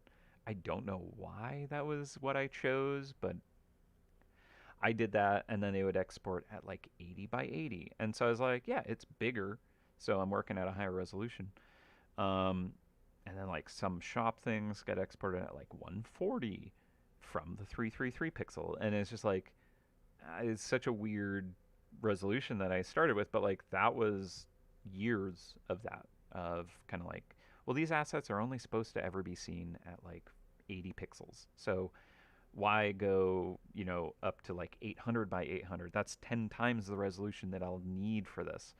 But then, of course, eventually I switched to just like, okay, well they're 1,000 by 1,000 because that's like an easy, and okay resolution for something that's supposed to be tiny. But then we can export it at, like 3333 or whatever we want, or 333 by 333, easily enough. But then if we need it by 500 by 500 or even full res 1,000 by 1,000, nice and easy, and they're crisp and look nice. So for like um, the in-game assets, we do upload the 333 pixel size. So a lot of things do have that resolution available, but not everything has that upload. It's something we gotta like figure out and audit and stuff. But yeah, either way, like most assets do have at this point, I'd say, but like the really old ones don't. But most assets do have kind of a higher large image size, so it shouldn't be too bad. We just need to like make sure to kind of pull the right image when we need it. Actually, there was I don't know if you noticed, but the news post for Halloween was written by yours truly, because I was actually a very big part of building the event. And so part of my responsibility was like, oh yeah, I gotta do the promo stuff, the news post, implementing assets, writing descriptions, all kinds of stuff, and like game design, balance stuff. But one of the things I noticed when I was writing the news post was that like the news post system only ever pulled the thumbnail image of items, and I was just like, oh no, like I got these new potions that I'd love to like actually have them look nice and crisp, and when I try and like scale them up to kind of like take some space and look cool, they're just super crunchy because it's pulling an 80 by 80 GIF, and even at its native scale, it still looks crunchy. So like, not great. So I actually like went in and adapted the code so that it would actually be able to pull the full res versions of those images. So now, when you look at any news post that is displaying an item, you might not notice a difference, but it's stark. Now, like even when they're displayed as like a small or medium size, they're crisp looking. They look, you know, sharp and clean. Whereas before the Halloween event, they were very crunchy. So there you go. It was fun. But yeah, I'm trying to kind of see about pulling more spaces where we grab the larger asset of an image than just like the old 80 by 80. And again, some items don't have that option, so they'll end up using that smaller version of it if that's all it has. But those are kind of fewer and fewer, and maybe one day I'll be able to track them all down and export a higher res version for those items, but might not be a high priority thing to do. Also, my goodness, we're already at lunch o'clock, so I'm going to just kind of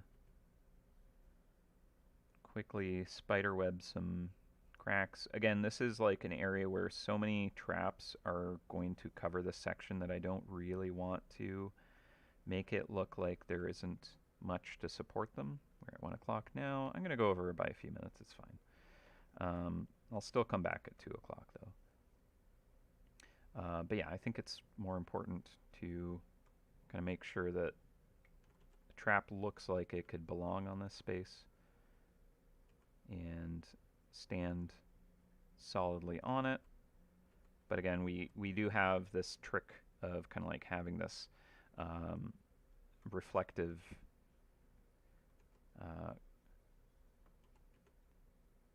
just surface to kind of show like, okay, well, like even if there is nothing under it right now, it's still solid enough to support whatever, right? Like this is just kind of a visual thing underneath this glass, if you will. So yeah, but like I think this is looking relatively like, oh yeah, it's like ice just breaking into pieces and peeling apart and being pulled in.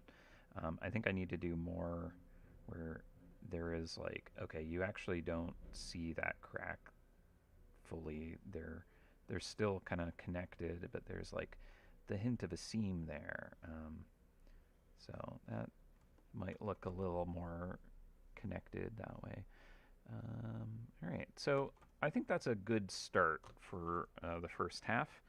But yeah, I will be taking my lunch break, and then I will come back and we're going to keep working on this, and it should be a lot of fun. So don't go anywhere, or do for a little bit less than an hour, and we shall return. And I'll have a Larry link for you when I do. But yeah, let me put up a timer so you know when I'm going to return. And we shall go into this view. Lunch break. Oh, I got a little Halloween guy. How's that? Okay. Oh yeah, and we also have the time lapse. We can kind of see how that looks. I don't know how well it's gonna work. Let's try it. Export time lapse. Okay. Yeah, not bad. Started where I was hoping it would. But we'll set that to play all. Not that there's a lot for it to go through, but something to see. All right, I'm going to also put up a timer so you know exactly when I'll return. And let's put that to 57 minutes. Close enough. All right, I'll be back soon enough.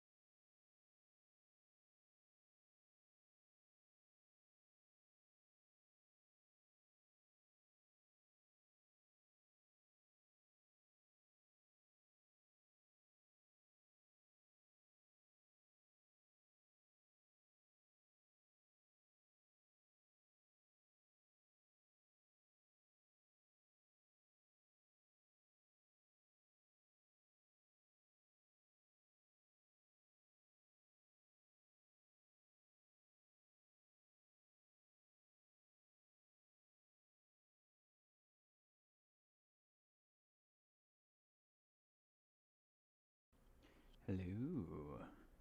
Welcome back, welcome back.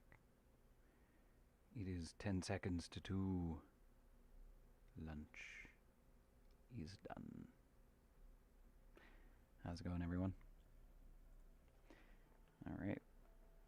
Let me grab that Larry link, pop it into the chat, and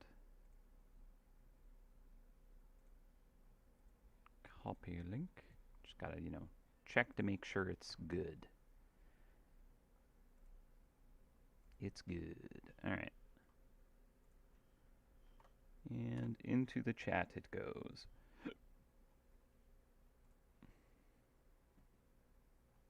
Time to test your memory skills.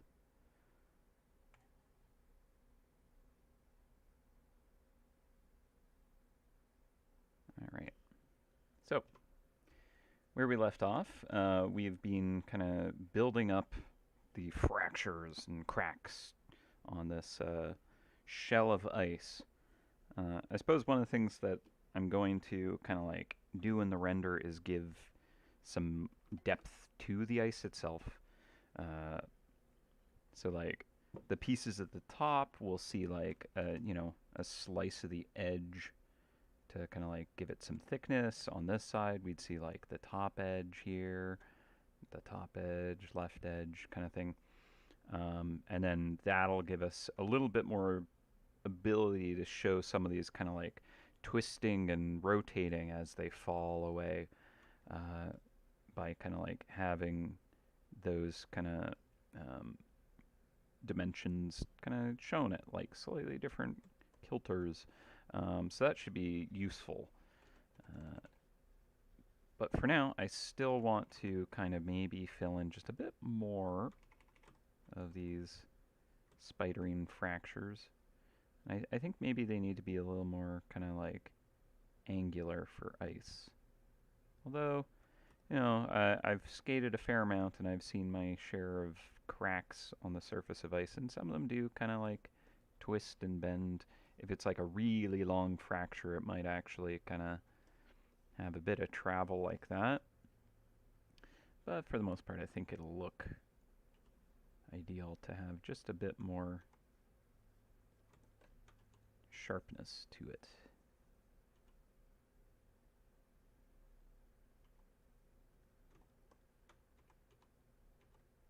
But yeah, I think like what's kind of cool is when you get these fractures that have not actually,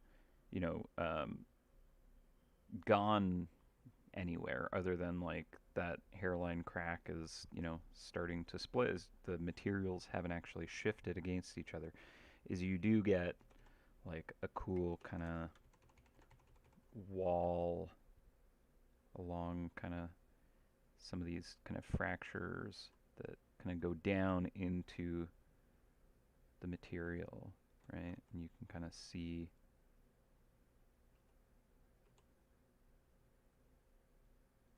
them traveling down into the surface of the ice. So something like that could be pretty cool. It'll also kind of help show like, ooh, it's like nice and clear ice.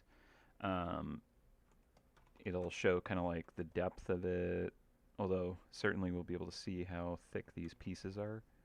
But maybe they're thicker at the outer walls and get thinner as they go in. I don't know. Not sure what I want to do for that specifically yet, but I think that we have enough of the fractures kind of placed to maybe start getting a little more of this rendering solved. I can kind of get rid of that surface kind of like reflection for now, and I'll focus on kind of the rendering of the material. So I'm probably gonna put like a layer below, and this can be for kind of creating the walls, the thickness of the this ice.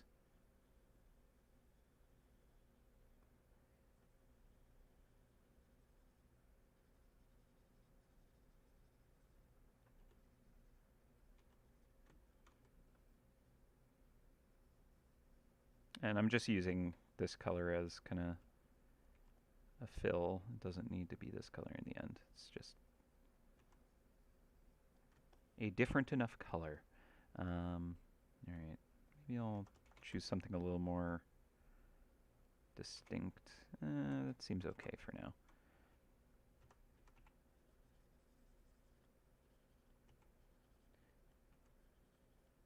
So I can just really quickly block this in, because I think as I render, I'll kind of tweak it as I go. The emote spam, it returns. Yeah, and I don't think it's like a perfectly vertical break on, you know, all the pieces of it, right? Like you might get a slant here and there. Like a lot of the time it will be fairly vertical, but yeah, I don't know. I guess I'll find out as I keep rendering. But this just kind of shows some of the thickness of the material. And again, we can kind of like give a hint that like, oh, it's like rotating in space depending on what edge we get to look at, right?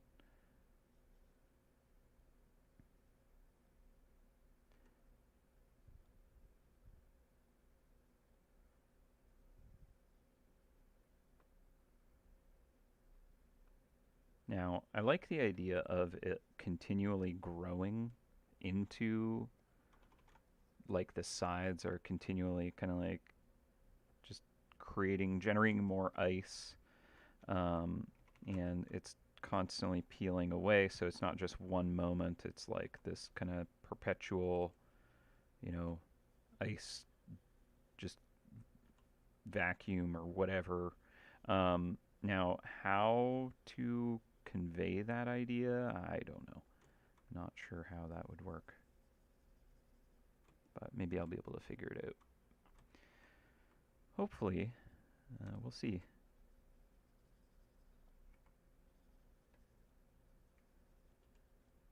Now this piece here is kind of interesting because like I want it to like bend at that corner, like a 90-degree curve, but like the shape of it right now doesn't really suggest that. So if I do this, that might help it a bit.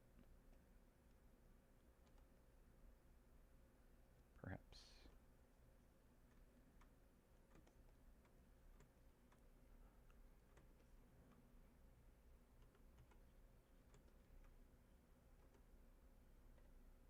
Okay.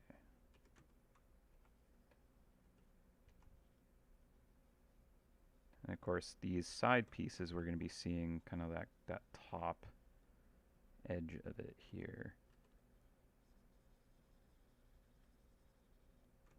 And I think I do want them to get like thicker the closer to the corners they are. Maybe that'll help the idea of it like constantly growing and being reinforced at those edges as the material is thicker or something. And again, like it's also something that the description of the item can kind of convey these ideas. So I might throw that into the case as I upload it. Be like, oh, here's kind of like how it works, as in just not at all how it works, but like part of what you could describe it's doing, because it sounds cool, but I don't know. Good luck.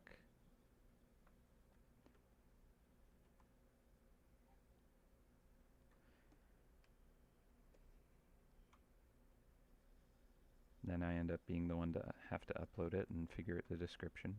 Whoops.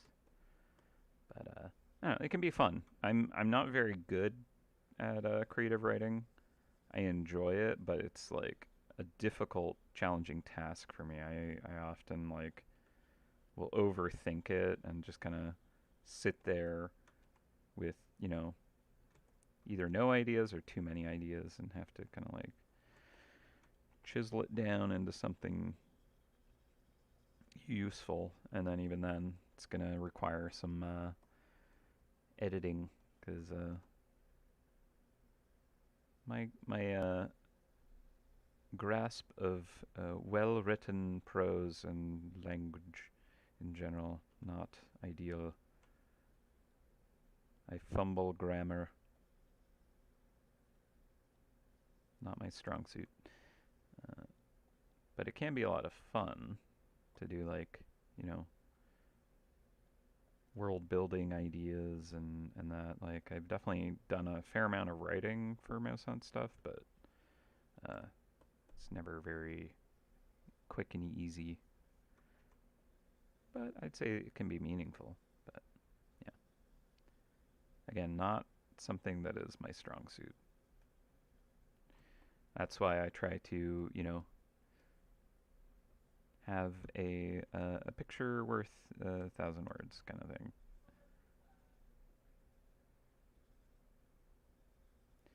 Like a lot of my philosophy for creating traps and stuff is I want you guys to kind of like imagine your own way that things can be.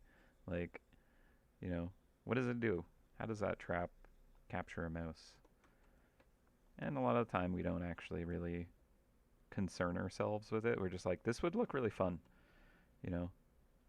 It's like a video game armor, right? Where it's like, that is not very good at protecting a person, but man, does it look cool. Or like, that looks like it'd be really difficult to move effectively in. Like, you'd be terrible at, climbing tall things and battling crazy monsters, and this would just kind of like get in your way. But man, it looks cool, so like justification, you know. So I kind of feel like that's also the idea behind trap skins and stuff like that. Is just it's more like this would be fun, It's a costume for a thing that you have, equipped all the time. So why not do it like make it look more silly and fun and tell a little story that doesn't really, you know, explain how it captures a character, but it's fun.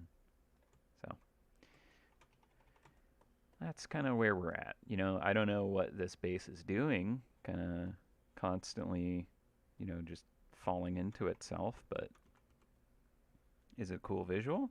Heck yeah. Well, that's all I need. Does it have stats and stuff? Yup. Well, there you go. Gameplay.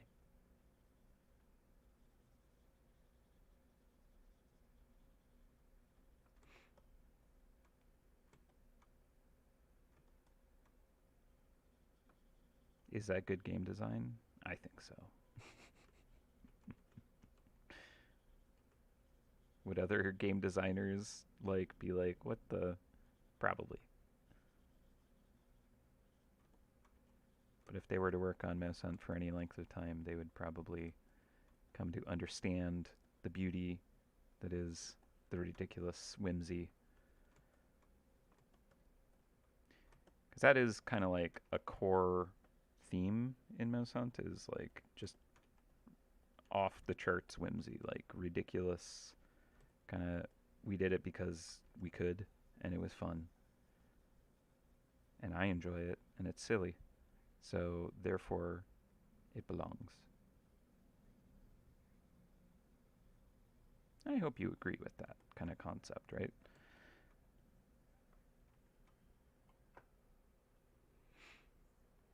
Do we have a name for this yet? No name, no. Mm-hmm. That's correct. Just off screen is always a wizard.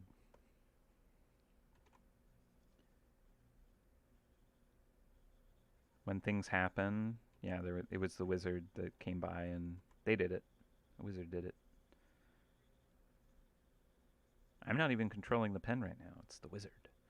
Um, yeah.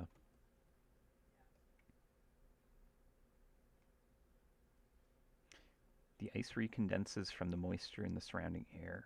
I like that. Honestly, like I have definitely done bases that have that kind of look to it. So, I could actually just have that on the base image, some traps would allow that to kind of like show, others definitely not. But if I had this kind of like coalescing mist here, and then I had that play into the edges where there's this kind of like condensation buildup where it's less of a clean crystal, more of it kind of like growing and crunchy at the edges, maybe even looking sweaty a little bit, where it's like a bit melted on the outside shell and it's like building up layers. I think something like that could generate this feeling of it's like, no, it's growing ice. Um, so that could be good. Also, like one way to actually probably convey that is having the ice crystals kind of doing their thing where they like, nucleate in areas and kind of like spread out and have that coming from each of the corners and taking over sections or something like that. So there might be like a different kind of like ice render on top of things and have that kind of like crawl across these fractures and fill them in, and maybe even connecting them, and like maybe it fractured a little bit and some ice grew and caught it just in time, and it's like taking it back over, and like I don't know, there could be fun cool things like that. It might not read exactly, but like if I try to put enough of that in there, maybe it'll communicate it. um, I don't know why, but I also like the idea of there being like little kind of um, pieces of lightning kind of jumping between these tiny fractures. I'm trying to remember. I feel like there is, maybe it's not ice that does it, but there is definitely like crystal materials, several of them, that when they snap, there is actually like a little kind of like spark that for like a split second is kind of generated as that energy as they like tear apart. There's this kind of charge that dissipates across them or something. I don't know if ice does it. I feel like maybe it does. Like you have to have like some crazy technology to even capture it. But yeah, spearmint candy is exactly one. Yes. So if you have like I don't know if lifesavers or whatever, but you have like a specific mint and you prop it on its side and you hit it with a hammer and you record that in slow motion, you actually see as it fractures, there's this blue kind of like glow that just kind of like glows in those little fractures as it just kind of some kind of ionization or whatever is happening as those surfaces separate. So I'm just kind of like imagining like, oh, it'd be kind of cool if there's like these energy kind of like charges kind of dancing between these fractures as they're growing or something like that. I don't know. Does it need to make sense? Nah. Does it look cool? Yeah. That's why. Um, MouseHunt physics. So yeah, I think I might even like use this kind of like brighter purple and gold as this like magical lightning looking thing.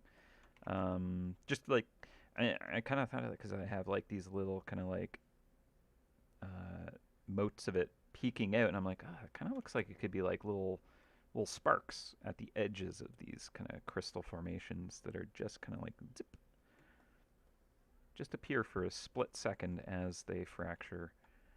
Um, that's it.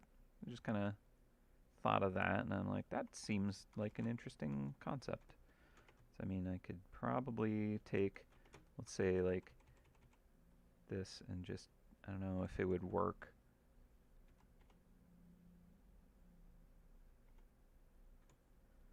Like I almost think I need it to be more like an actual lightning bolt. Like that kind of idea, right?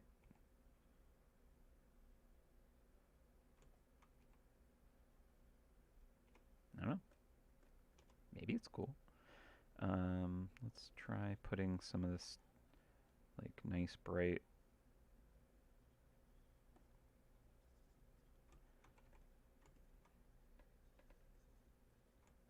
energy behind it. I don't know if it'll read in the end very well, but eh, it's an idea. We'll maybe explore that. I'm just gonna leave that there as just kind of like, here's a concept, maybe worth exploring, maybe worth tossing out, right? It's just kind of, I thought of it, so I'm gonna try to see if it'll work. But that's kind of the fun of developing art, is you kind of, well, at least the way I do is I don't know where I'm gonna take it. I literally can't picture it how some people can. I can't see the final result. I explore. I kind of like go into a path with some concept of like, what does that mean? And then just try to capture that concept and explore that. And then, sometimes it looks good, sometimes it doesn't. And then, I change direction or I keep going. So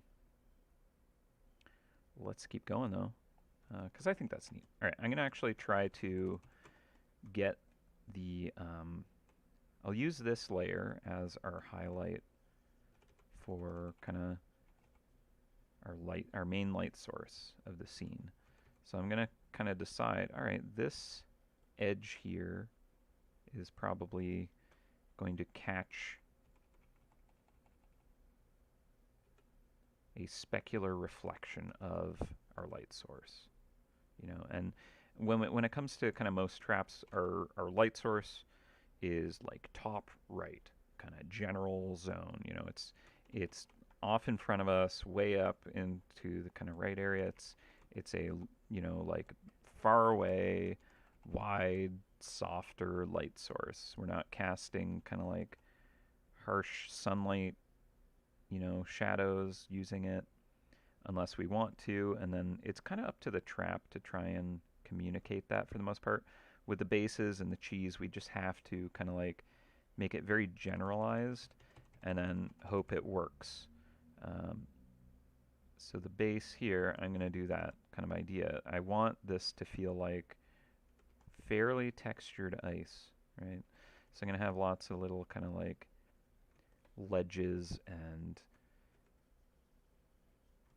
moments where, there's just enough texture that's going to catch this light pass, right? But mainly I want to kind of like get these edges because these are going to be really good at catching this light. I also need kind of like this good reflection on the surface, on this outer edge, to have as a contrast for when we do kind of like the deep texture, where on the top, if it's like a matte surface where it doesn't have any like translucency to it, it would have all the lighting, kind of the like the highlights and stuff would be on the outside surface, on the very top surface. But when you have kind of like a translucent texture like ice, you have the light kind of like scattering into the surface itself and then bouncing out. So the top surface would normally, in a matte object, be brighter, where the light source is kind of pointing at it.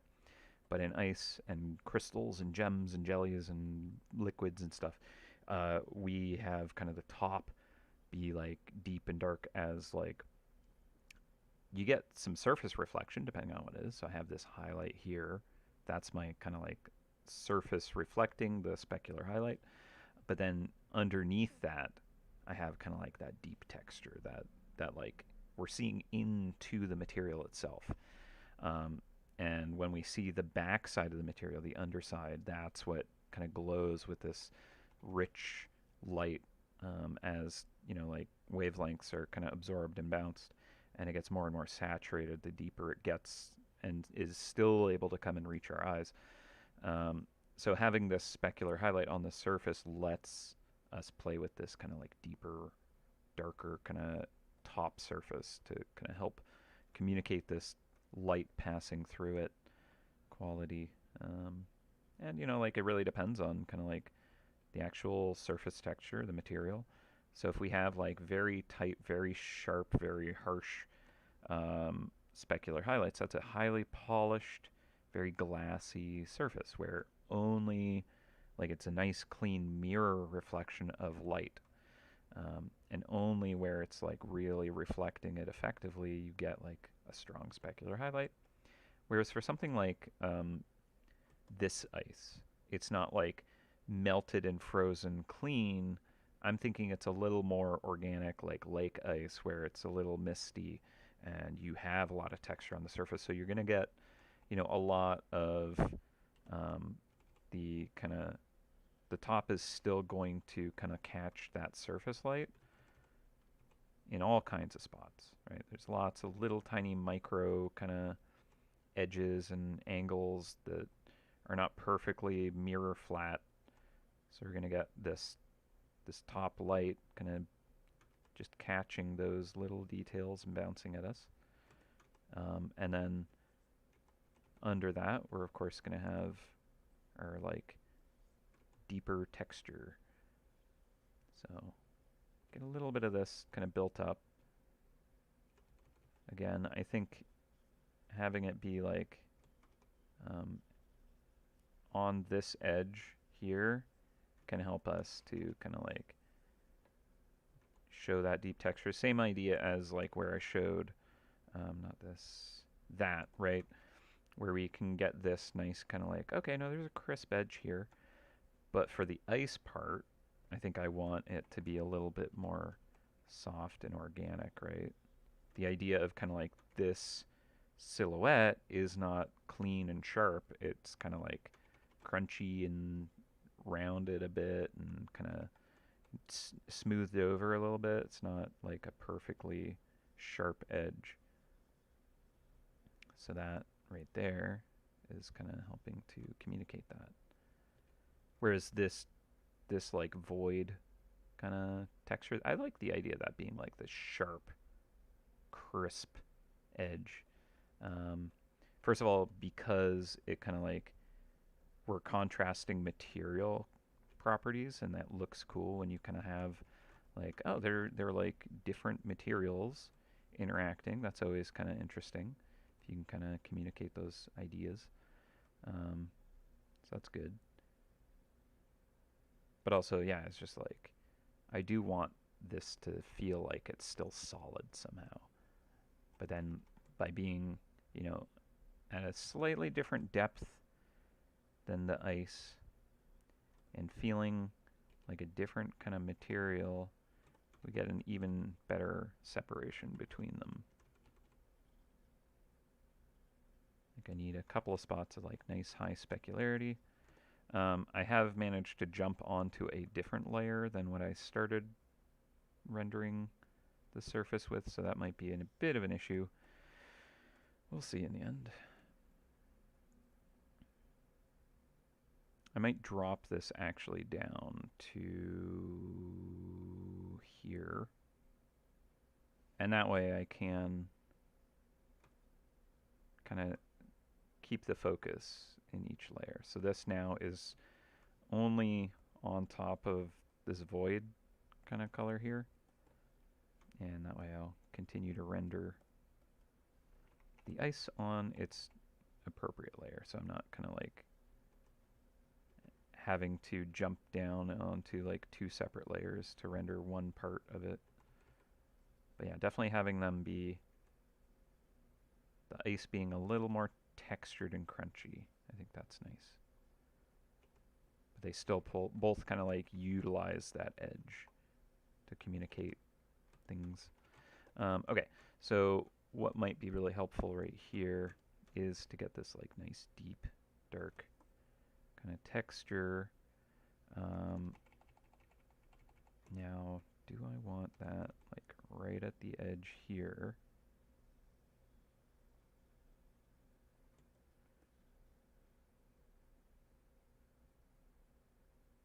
I actually don't think I do. I know I want it like up here, right? For the most part, but then like the inner edge is going to have this kind of like nicer glowy internally light, right? Whoa. Interesting hotkey. Okay. So like one way to do this is having kind of like this edge here has that kind of like inner glow look to it. right? The light passes through the top surface, bounces around inside the material, and comes out this this side here. And that could look really neat. I think we have to kind of be careful with how much we do with that and like balance it well. But I think that's kind of a good start. And it'll like add some cool like visual interest to the cracks too. So right, it's gonna look more kind of like exciting too because like these fractures are glowing. What? So I think that looks neat. And then I do think I still need to kind of like get more of these kind of highlights on the surface. Yeah, even having like a bit of warm yellow to it. Maybe. And then also strategically erase some of it to make sure we're seeing into it and underneath of it. So it's just kind of a lot of like push and pull. It looks good here. Maybe it's too much there. I'll pull it back. Oh, that kind of works there. Nice. Just adding and subtracting these elements from it to hopefully strike a balance that feels good. But like I'm looking at this, I'm like, I could go so much deeper and darker with some of these colors. I don't even think that we're there yet.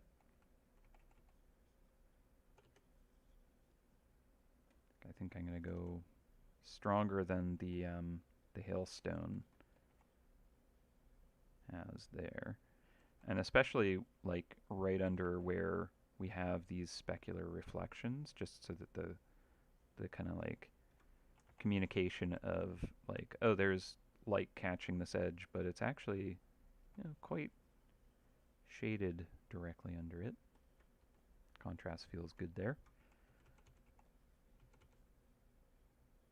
Maybe even these cracks have that kind of like, the light's not escaping those, right?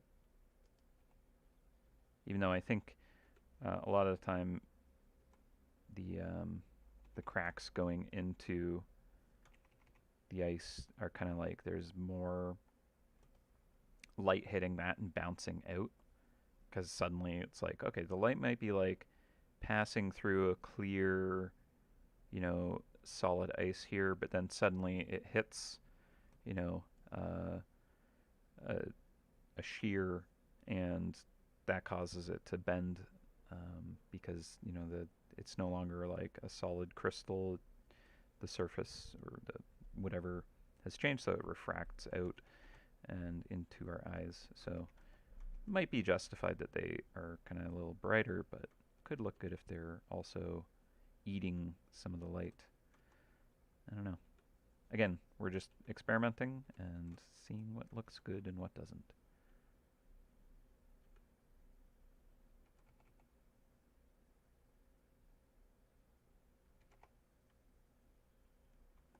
Something that I think is important in a lot of images is having like some soft and hard edges to things. So getting some nice kind of like soft blending, but then having like a hard crisp edge on it somewhere can really kind of just like make it more interesting. Usually, hopefully, it has some kind of reason to do that. A lot of the time, you do it with something that's kind of like rolling away from light.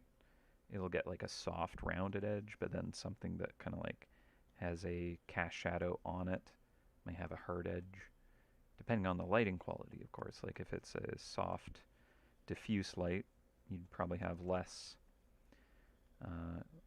Like you wouldn't have very good cast shadows with hard edges or anything. So you might need to kind of, figure out where that might work best. Okay, so I think I'm gonna play more with the this kind of like bright inner glow. I think that that has a lot of impact on kind of the look of the piece. So I think I need to see it through a bit more before I go too far on some elements. I need to kind of like put this idea out here.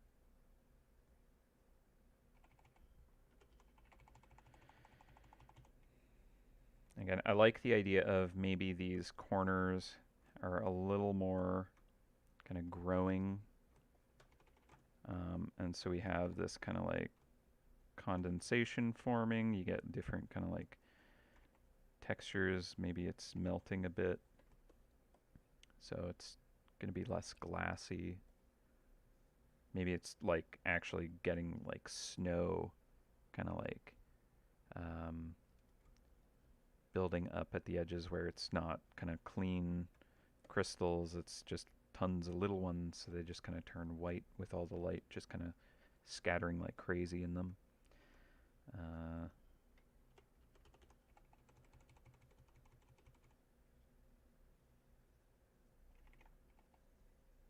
Let's get some more of this bright icy blue happening in here.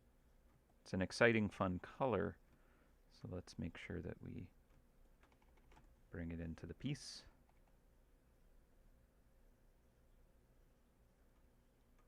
Again, I want it to feel like the light is passing through the top right side and coming out. And it'll be more saturated as it does. As it passes through this material, it's kind of just like bouncing around and wavelengths are being absorbed, and what manages to not get absorbed comes out as a stronger, richer, more saturated color. And like there might be some lensing where like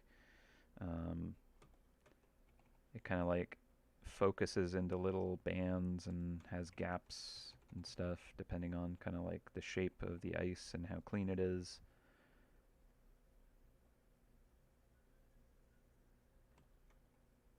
Like caustic kind of effect, right?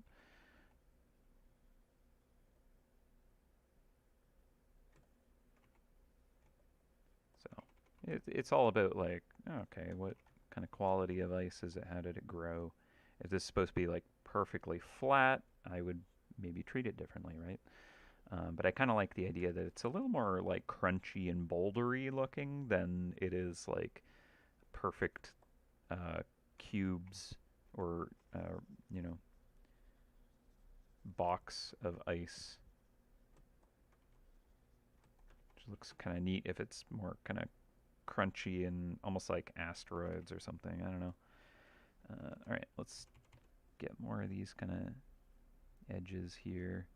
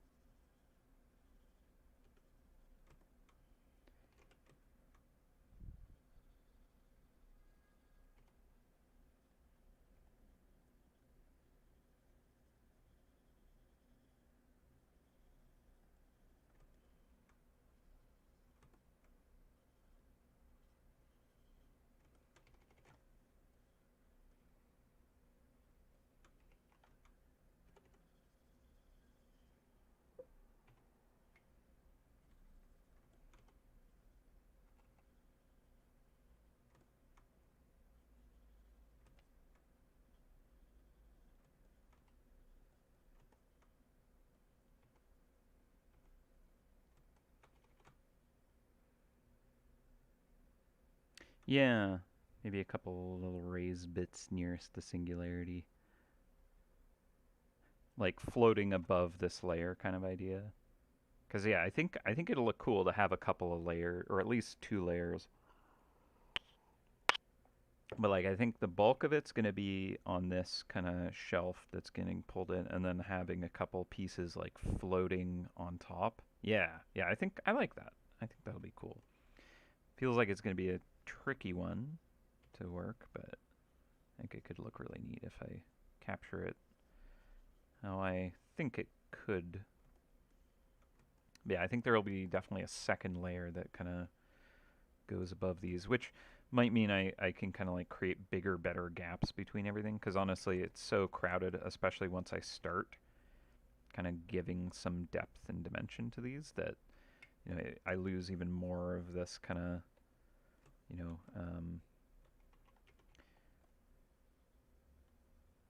void, whatever look to it. So I think I do need to kind of like make more space for that to happen.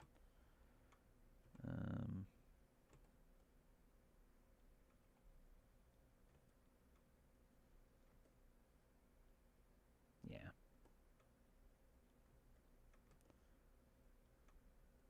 Again, I think this is one of those where it's just like you just gotta keep pushing and pulling as you go. Just kind of add and subtract and just kind of balance it as you're working it. And already I feel like I kind of can get an idea of the materials, right? Like it's starting to kind of, feel like, oh, okay, that might be ice kind of chunks. They're very rocky looking, less kind of icy feeling at the moment, but they're okay. Yeah, like I don't think, like I think if I had the that painting instructor, they'd be like, yeah, it's not quite the material you're talking about. Like it doesn't look like ice fractures to me, right? And I think they would be right if that's kind of what he would say. Um, so I might try to work that up, but I think that's kind of like I can kind of do that later. I think right now I want to kind of broad strokes get the overall composition right. Kind of like get some more light in places that kind of like balance it how I want it to look. And then I can worry about kind of communicating materials as I get closer and closer to finishing. Um, so, yeah. Again, I think let's kind of work up this inner edge here.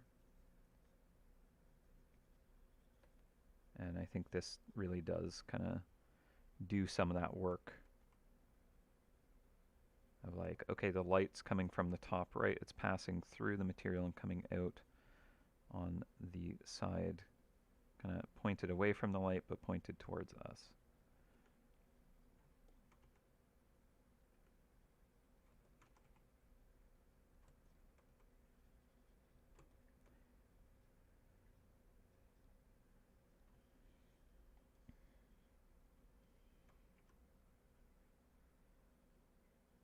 Is it maybe a little too uniform at the moment? Might be.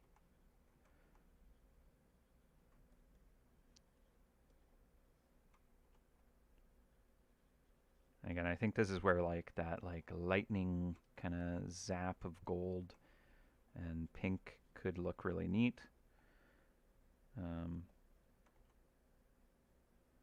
so I think having better gaps between these pieces anyways could help with that. Give more room for those ideas.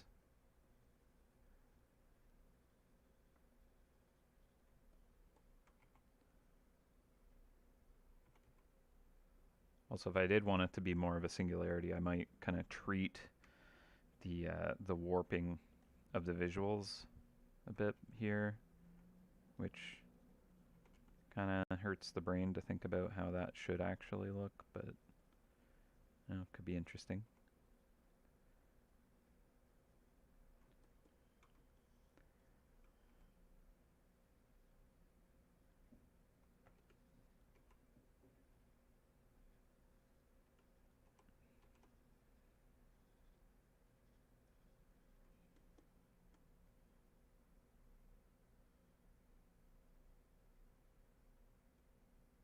Hmm.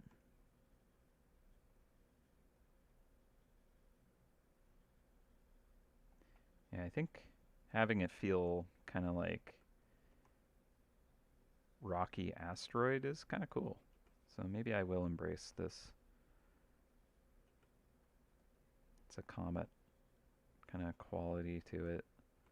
And I mean, that isn't inappropriate for, you know, the hailstone. It's kind of a thing.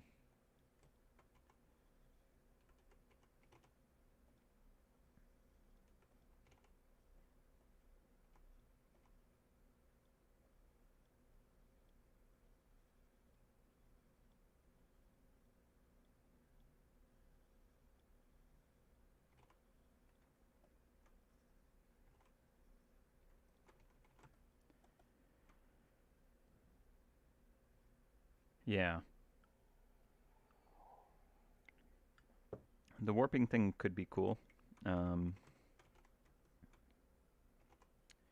Tricky, but I think it can be done.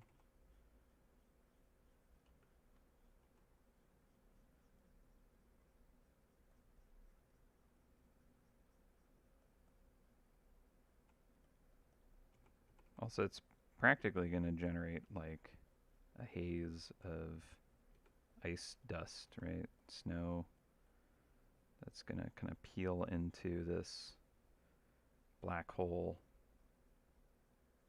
look, right?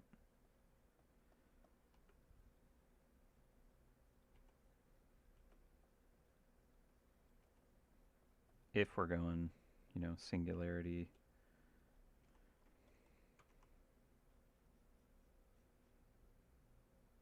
Where all the image behind it is warped around it so you can see everything. And it stops at the edge.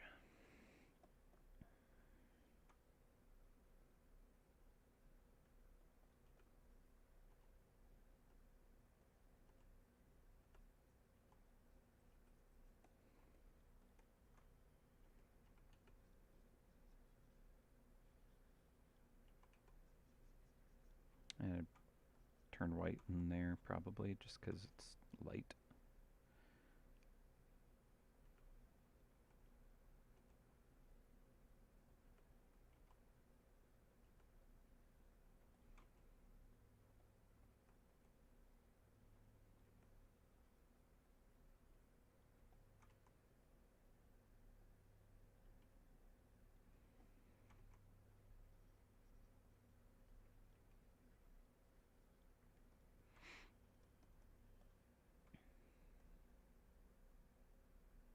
Maybe the singularity comet should be a little less round so it's also stretching. Hmm.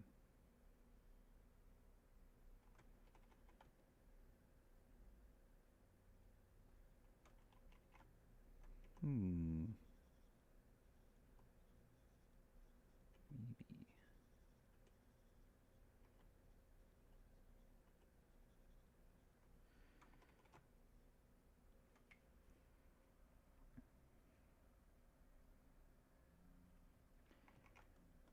Tricky, tricky.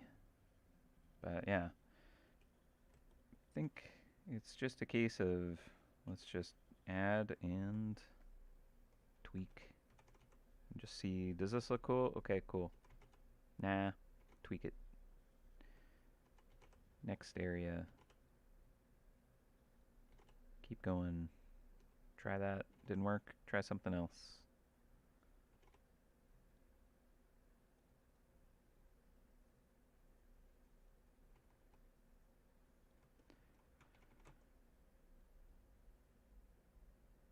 Okay, I think we're starting to kind of get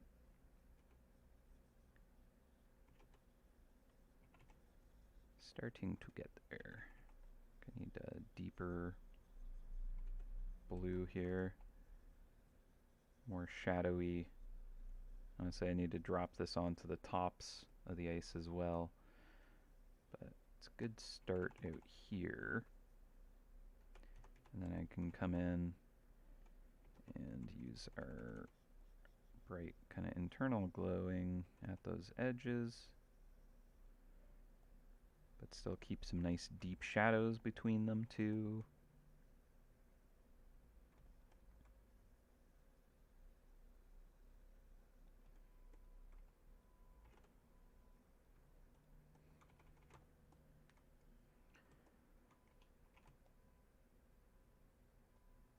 Can the singularity be deeper in, further away? I mean, it kind of like, I'm sort of suggesting that it is kind of, I don't know, like maybe it is far away and that's why it's kind of like things are getting smaller as they kind of peel away from us. It's a little bit kind of like visually kind of, um, what am I looking at, you know? A little bit of the Escher stairs of kind of, you know, is this directly in between, like right at the center? Is that far away and things are kind of pulling away from us or doing that? Um, I don't know. Like if I had a piece kind of floating over it all, that could maybe tell us something where there's just kind of like, yeah, this piece is just kind of in front. It hasn't really been affected yet. Is that good? Maybe.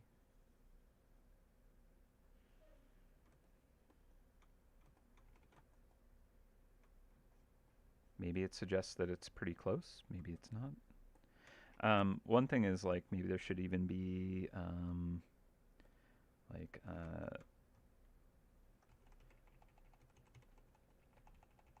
layer like, well, even darker, let's say, like in behind, kind of feeling like it's further away from the singularity idea and kind of pulling in, right? That could look kind of cool with the gold kind of motes and stuff. Stars between these or something.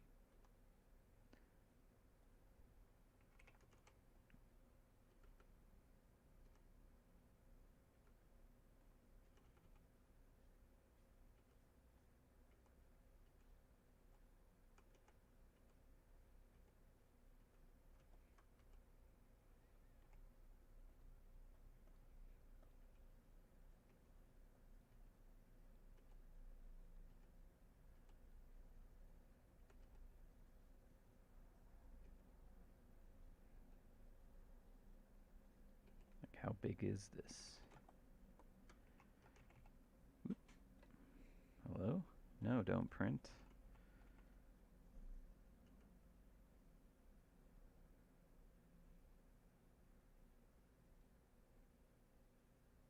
Like this is the far side of it, right?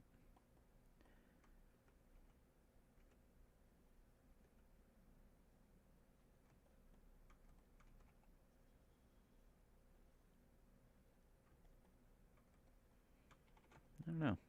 Maybe not that. I think it if you're like really close up, that might be like pretty cool. But I think at size, it just kind of maybe is a little bit too much noise. Um, I think already maybe I'm making these like um, little pieces too small, right? Like I need to respect like, okay, actually you're looking at it, you know, much more zoomed out. Um, and again, that's one of the reasons why it can be a bit um, difficult when you work at a high, like a much higher resolution than your final output. Is you need to respect that, like, because it's not all going to read quite as well as like when you're up close at it and you see all the specific details. When you zoom out and you kind of like see the forest for the trees, um, it can kind of change how it reads. So I need to make sure that that's doing well. Um, Maybe part of that is actually like deepening this purple haze. Like I can knock this back a bit. I can come in here and I can really kind of go into kind of like a deeper,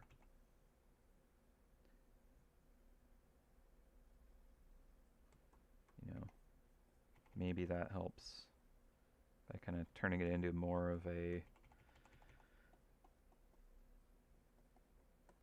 space void. Honestly, I think I need more gaps between the ice is actually where I'm at now. I think I just kind of like got a little too close to the details and just went overboard with kind of like how many little pieces of shrapnel there is. I need to, like, it looks cool, but zoomed out, it's maybe just not enough read on things. So I'm just going to selectively pick some parts and just nuke them out. And honestly, less is more. So let's do it at this scale. Actually, I'm going to give it a save. All right. Let's see. Yeah. You know what? Let's obliterate more here and more here. Now I have this layer which is doing a lot, so I think I also need to kind of deal a bit with that. Right? Like that feels more like there's stuff being kind of ripped away. All right, maybe I'll use a mask on this just in case I felt like, oh, maybe I went too far there. Right. So I like stuff kind of at the edges here because I still want this to look like a base. I still want it to have structure there. But this is something that I should have done like right after lunch or right before lunch, was kind of zoomed out, taking it in as a kind of whole, as opposed to like being like, yeah, look at all these individual little pieces of shrapnel.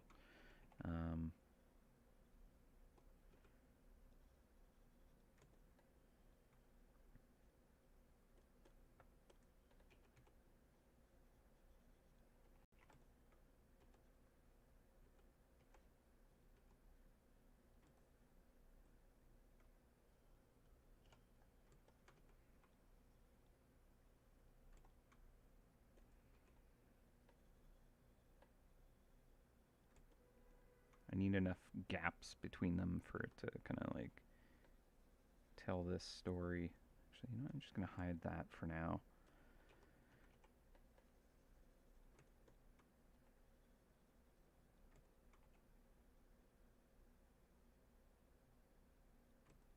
This way I can kind of focus a bit better on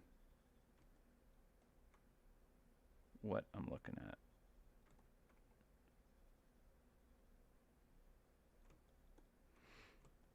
Yeah, exactly. It's about readability, and this is something else. So there's the idea of like the rule of cool is pretty important, right? Like if it looks cool to do it this way, then that's pretty good justification.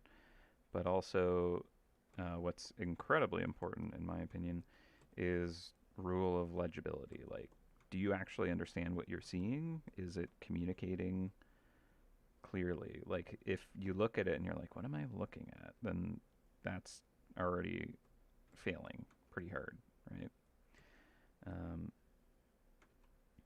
I think it's important for something to be like easy to understand when you look at it immediately, because that makes it more appealing.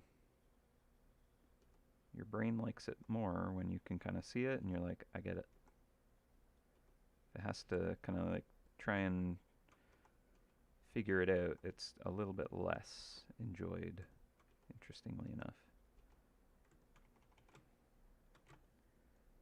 So that feels a lot more kind of like, okay, I can parse that there are these gaps. And I am going to try and still kind of create that gradient, but like making it obvious enough. And again, the rule of less is more is pretty useful.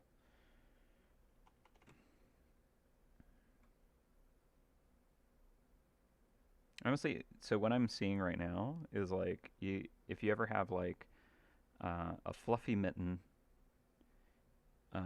or like a woolly sleeve or scarf or something like that, and you like mush it into that sticky, crunchy snow, right? You may not have experienced this before, but like there is a type of snow that like sticks and clings to itself and to certain materials. And then when you flex those materials, it like breaks it up and it kind of like falls away in some parts but clings in others. And that's kind of the feeling that this is giving me right now with kind of like these gaps and crunchy textures. And so like there's something that feels right there to me.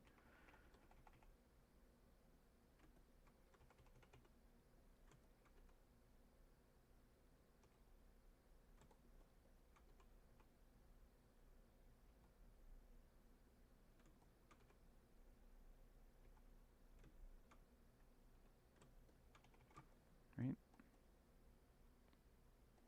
Let me know if you know what I was talking about with that. Okay, so I'm gonna come in here and I'm gonna get rid of, you know what, actually technically for this, the mask can make this more difficult for this layer. So I'm actually going to not use it and just hope I hit the eraser everywhere it needs to be. And I think it's fine to over erase in areas and then come back and add it where it needs it. Also, I do think that maybe I do need to punch up how dark the background is a little bit.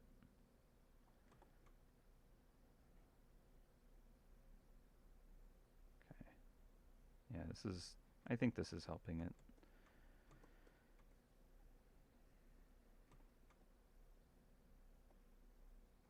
Yeah. Okay. It's okay to redo those edges. They were just kind of quick.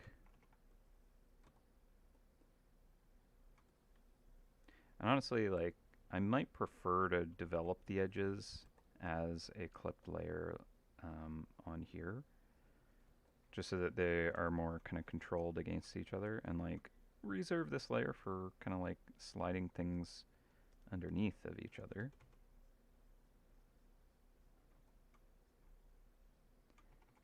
But again, legibility is like the name of the game for this part. So let's slide a layer under here, and we're going to use this as our kind of like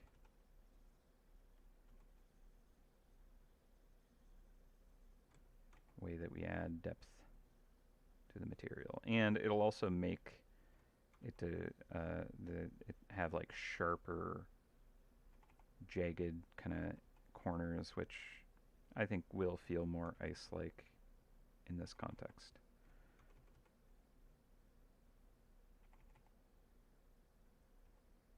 And that way I don't need to use like a hard-edged paintbrush and can use kind of a softer, controlled, pressure-sensitive rendering. Yeah.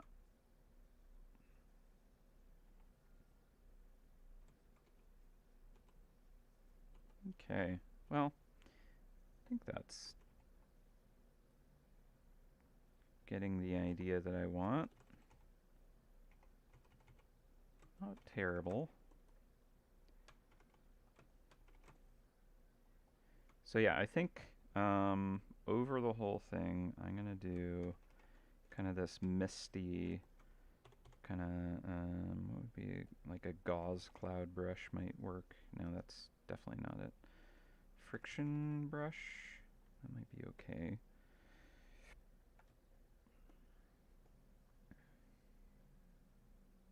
To kind of get this like frosty snow.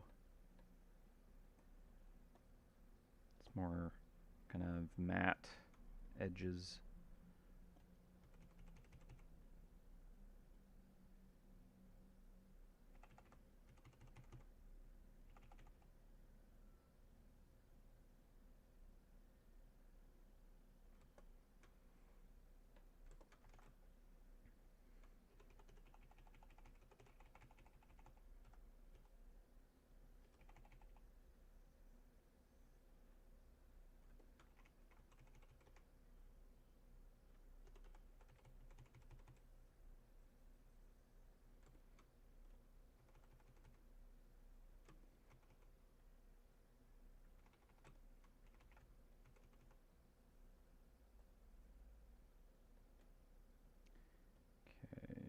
definitely need to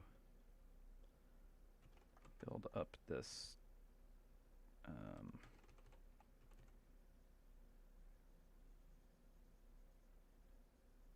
outer silhouette here. Give it a little more texture. But again, honestly, it's probably not even going to show up on 90% of the traps we use. But I'm putting it there anyways.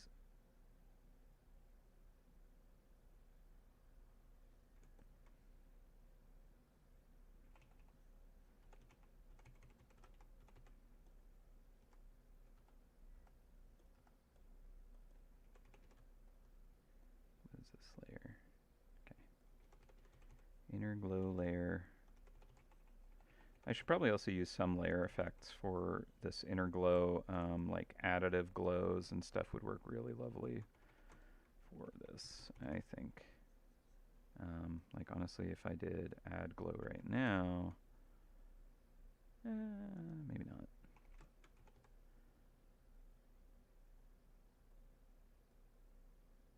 Add glow. It's a bit intense, but it's kind of the right idea.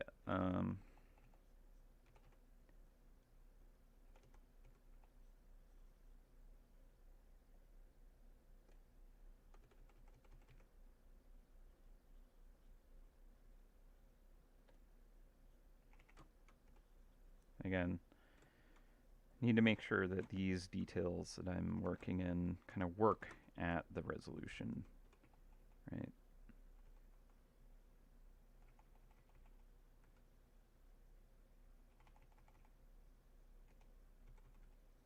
Get a little bit of soft edges, a little bit of hard edges here and there. Contrast those with each other where they're like going from a hard edge to a soft edge on the same piece. Have some of that like melting on that edge of the ice. Get these like vertical streaks with it, right?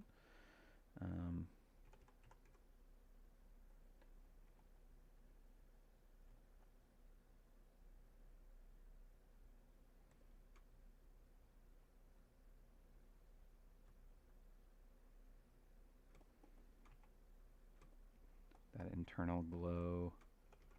You know, just things that look icy and cold.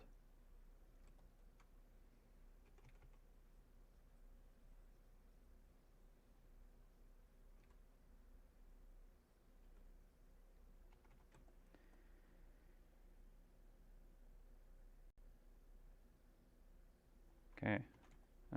The actual kind of misting background is ripped from, I think, the deep base or something, deep freeze base.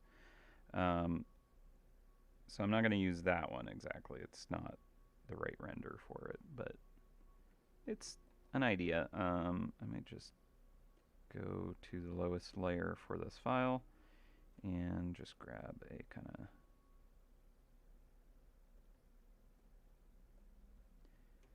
bit of a nice soft brush and just give it a little cold mist haze and blend that out even further. And honestly, it's just really subtle, but doesn't need much. Let's also use like our occlusion brush right at the edge so that it's like if we see it in the right environment, it's going to cast this glow in its own shadow.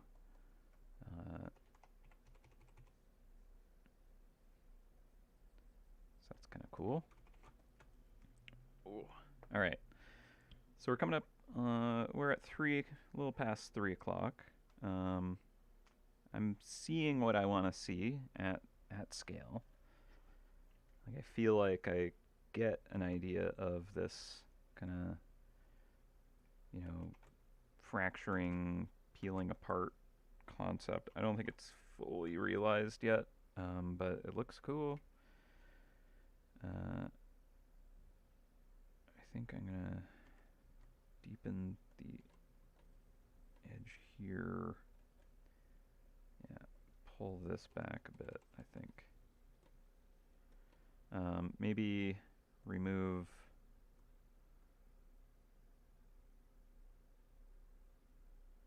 some of the dots here, and then lean into the kind of lightning arcs instead of the stars or whatever.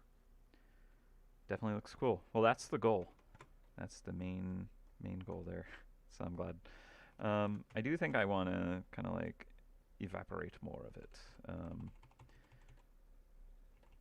So let's see. Yeah.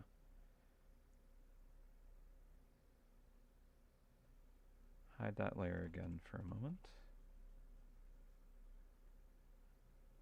I think I have, a fair amount of rigid structure up in this kind of quadrant, so I think we can spare a little more to break apart for the fun visuals.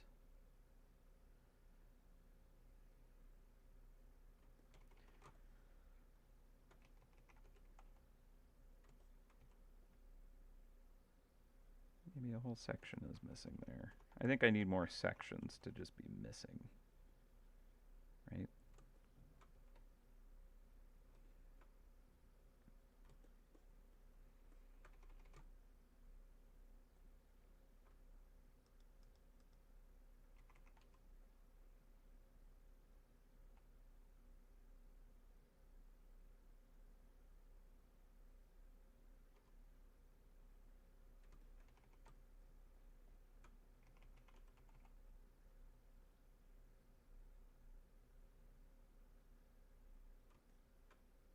More gaps.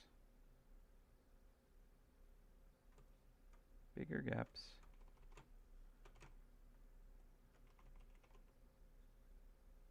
Too clustered.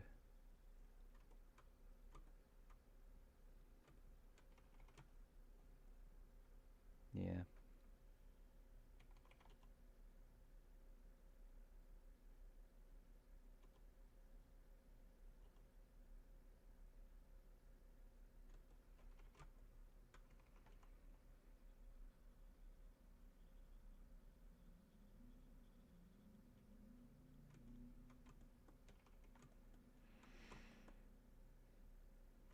It's tricky. There's definitely like points where it's, oh, I didn't go far enough, or oh, I went too far, and you don't know until you find that, right?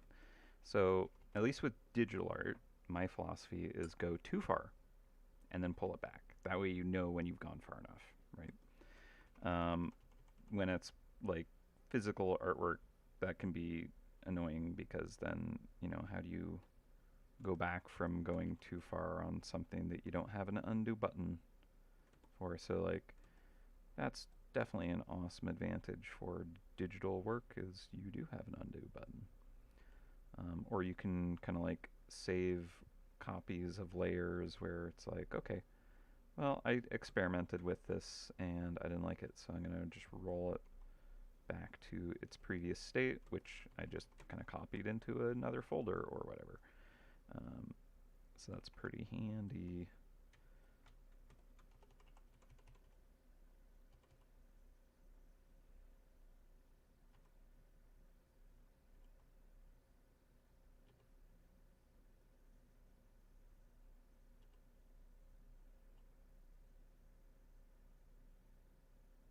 Also trying to think about, okay, well, there's going to be traps like right on top of this, so having too much light reflected up into it may not look good, because it's like, no, the light should be blocked by something kind of like looming over that. That can be tricky, because I don't know what's going to go on top of this, right? It could be traps that don't exist. We don't know.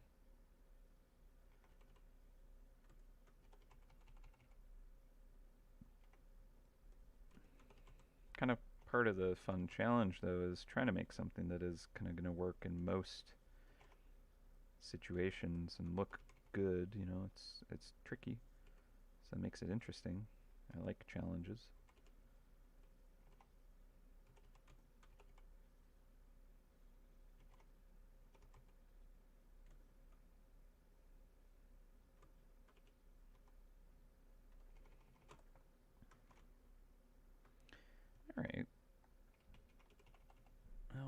I'm thinking I might have to wrap up pretty soon. My wrist is starting to get crunchy.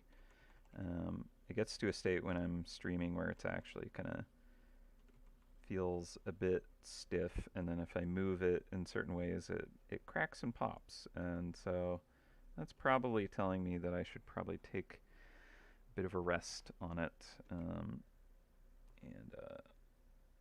let it recover. But I like where this is. I don't think it's fully realized, you know. Rarely do I kind of sit in one session and kind of capture exactly where I think something could be, but honestly, rarely do I ever take something to that full, you know, extent.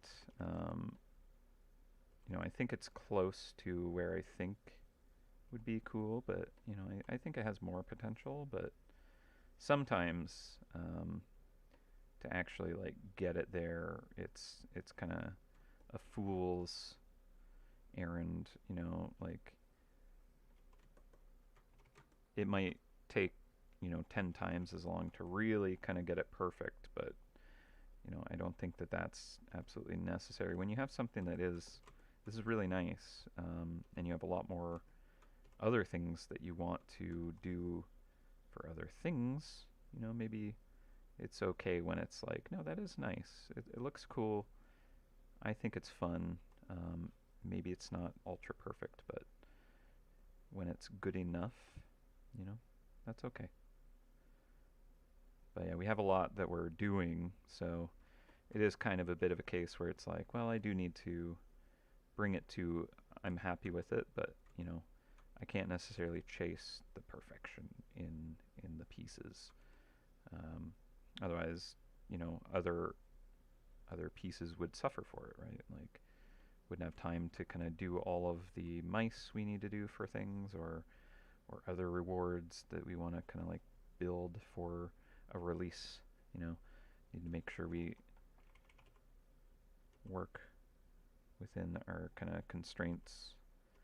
But I think if we look at this and we think, okay, this reads, I like, I get that it's kind of this like, it looks like they're falling into this kind of core or something like that. Maybe it's ice that's kind of like perpetually kind of like coming in, and I don't know. I don't think it captures all of those ideas perfectly, and I want to play around with some ideas. Like I do like the idea of this like lightning kind of arcing. Where did I have that? Was that on a layer that I hid, or did I just kind of end up only adding tiny bits of it that just no longer work? Here it is on these layers. Let's play with that just a little bit before I call it. I think I just need it in a couple of bigger gaps where it can really be seen a bit better.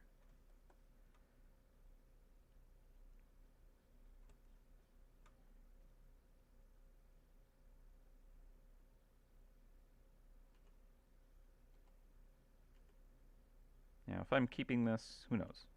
I just think it could look cool, but again, I need to kind of like make sure it's not just adding too much noise where it's just like, what am I looking at, right?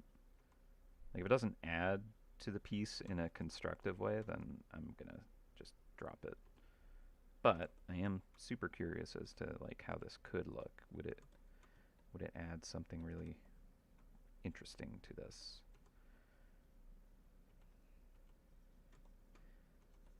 If I make these kind of like glow with this arcing kind of like light, like, ooh, that does look kind of cool actually. Ooh, I do like that like orange kind of red in all this cold kind of blue and purple. So yeah, I think I dig that. Maybe a little less of it even, but it's not bad. Like this one I think I'll get rid of here. Right? It's not actually even connecting anything. Okay, let's turn off the cheese chunk because that's just kind of who knows what's going there. It's just blocking a big section of it that I need to make sure does still work, and I haven't even looked behind the cheese yet, so oops. This could be a useful kind of empty space here, to be honest. But it looks wide enough to kind of host cheese on it. I also think, I haven't really gotten to the point where it's like, oh, I'm layering shards of ice onto other shards, which is another kind of thing to add and explore. But again, I think my wrist is calling it today, unfortunately. So I'm going to save that. And yeah, I don't want to push it. I don't want to injure my wrist. It is kind of an important asset, so... Ooh, yeah. The purple mist for the base, you're right. Instead of this kind of frosty blue. Maybe it's frosty blue at the bottom, but like up here, honestly, this purple mist does seem like the call. Especially with, the inspiration for it. And maybe it's more like where that void portion is. And, let's pull it back. We don't need to go crazy with it.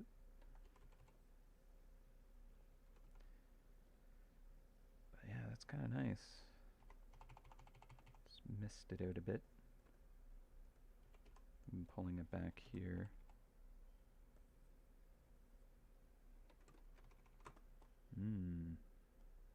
I almost might even add like these little golden motes on top of it, right?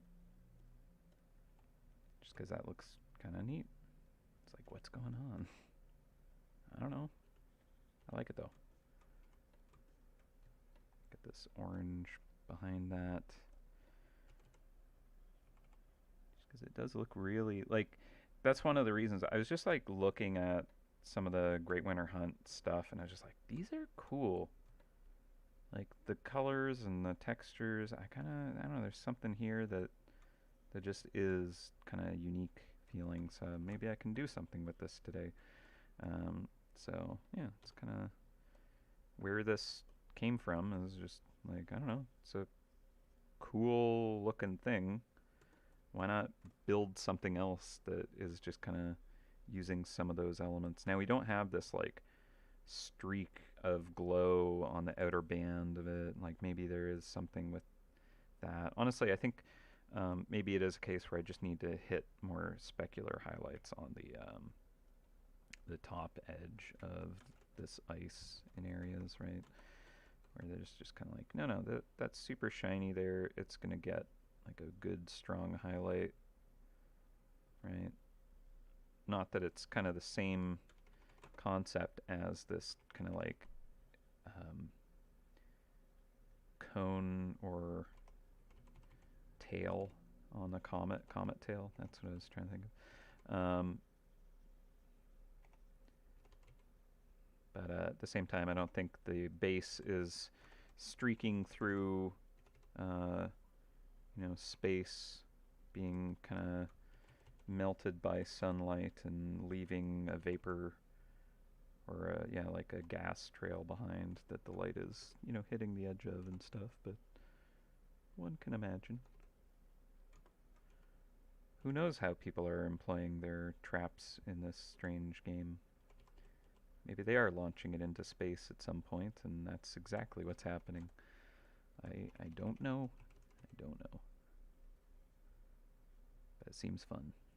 So let's get these little edges. Feels like the ice is melted down here. We got nice kind of wet, strong highlights because of that. We got more kind of like depth in the color and stuff right underneath the highlights, but again, I think I'm gonna have to return to that idea. Although just thinking of it right now, I'm like, I want to capture that idea. Let's see if I can.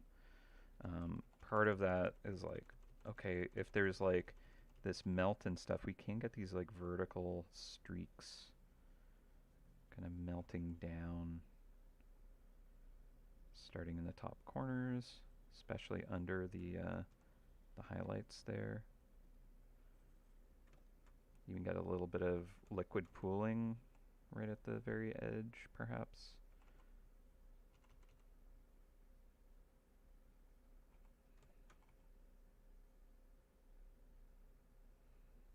Right? So, maybe that. Maybe not that. Maybe. Who knows?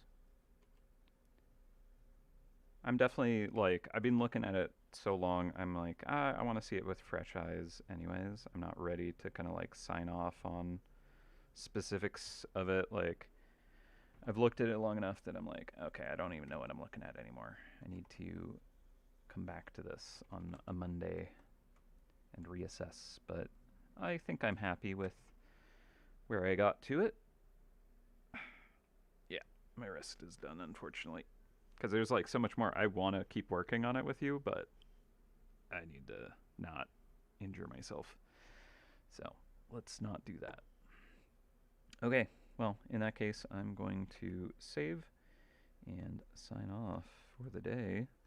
Let me grab the Larry link in case you missed it. Copy. Paste. And here we go. Yeah, sorry if I ended up missing any of your comments in the chat. I kind of got caught up in, detailing today, which is hopefully okay to watch. Yeah, good snowman making snow. The kind that sticks to your mittens. I know, right? It's good. Not sure how I feel about the large chunk in the middle. It doesn't feel like it's part of the spiral. The overlap kind of like right over this one. Because it is not, right? Like it's kind of supposed to show like, oh, there's depth to it. But let's omit that for now. Because it does kind of like confuse, right? Here I get like a strong sense like, oh yeah, it's all like falling into that singularity black hole thing. Here it kind of just like, what is that thing? I don't know. So I'm going to hide that. I don't think it adds enough. I don't think it communicates enough that it's useful. Yeah. All right. Well, thank you everyone who hung out and chatted with me, shared their ideas. Always very inspiring to kind of like get feedback as I'm working on something, getting cool ideas. I hope I, took your suggestions and did it justice. But I know there was some good ones that really did kind of like add to this. And again, it's one of those things where it's like it wouldn't look like this if I did it kind of, you know, on my own without you all here to hang out and share your thoughts on it.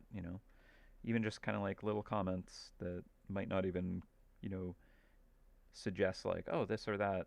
Like, sometimes those can influence my thought process, and I just render a little different. But again, as always, thank you for hanging out. It almost certainly will be Dave next week. I'm actually off next week. But yeah, hope you enjoyed yourselves, and thank you again for hanging out.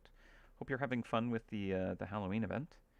And yeah, I shall see you all next time. And until then, happy hunting, and take care of yourselves, take care of each other, and yeah, I'll catch you all later. Bye for now. Wait, should we just watch it one more time, the time lapse? Yeah, let's do that. Okay. All right. Oh, gotta set it to full. All right, start from that. Let's enjoy it together. Yeah. I'm like, I'm not done hanging out, but my wrist is done. It does look very fun, this kind of like magical, swirly, kind of purple cloud. Like, it has this kind of winter magic to it. It's nighttime, this Santa's sleigh just flew over, and it has this kind of like magical, flowing kind of spiral eddy. So maybe I'll bring that in somehow. Again, I think it's more like I need bigger gaps in the actual chunks of ice. And I think maybe I just went too crazy with like tiny little pieces. I should have tried to kind of like work big to small and like maybe erased away the kind of like chunks, zoomed out to start, build some nice kind of like um, shape language, and then kind of gone in and focused on the details. Because like here, I'm like, that's cool looking texture, but it's so like so tiny detail that it's kind of like, I don't know if it works. But like at the same time, I like that band through the middle. It feels very galaxy looking. So I don't know. There are things that I'm like, it was good here, but then we moved in a different direction and it was good there, and like I like these kind of like window chunks missing too. Like that's nice. Um, but no, I'm looking at also the finish piece, and actually I should have these beside each other so you can also enjoy that with me. Um, but let's see if I can squeeze that together. Um, but I do think it is better with there being kind of more open sections. But again, I might even need to just remove more of the littlest details to make it work. I should have moved that over before I started playing this, but it is what it is. But yeah, it's good here. You know, I think I am going to work on legibility of it. I think I lose a bit of that in parts. But again, that's one of those things where I need to like look at it fresh. All right, we're done. As the time lapse, I can close it and I can close the stream and I can go ice my wrist. Farewell, friends.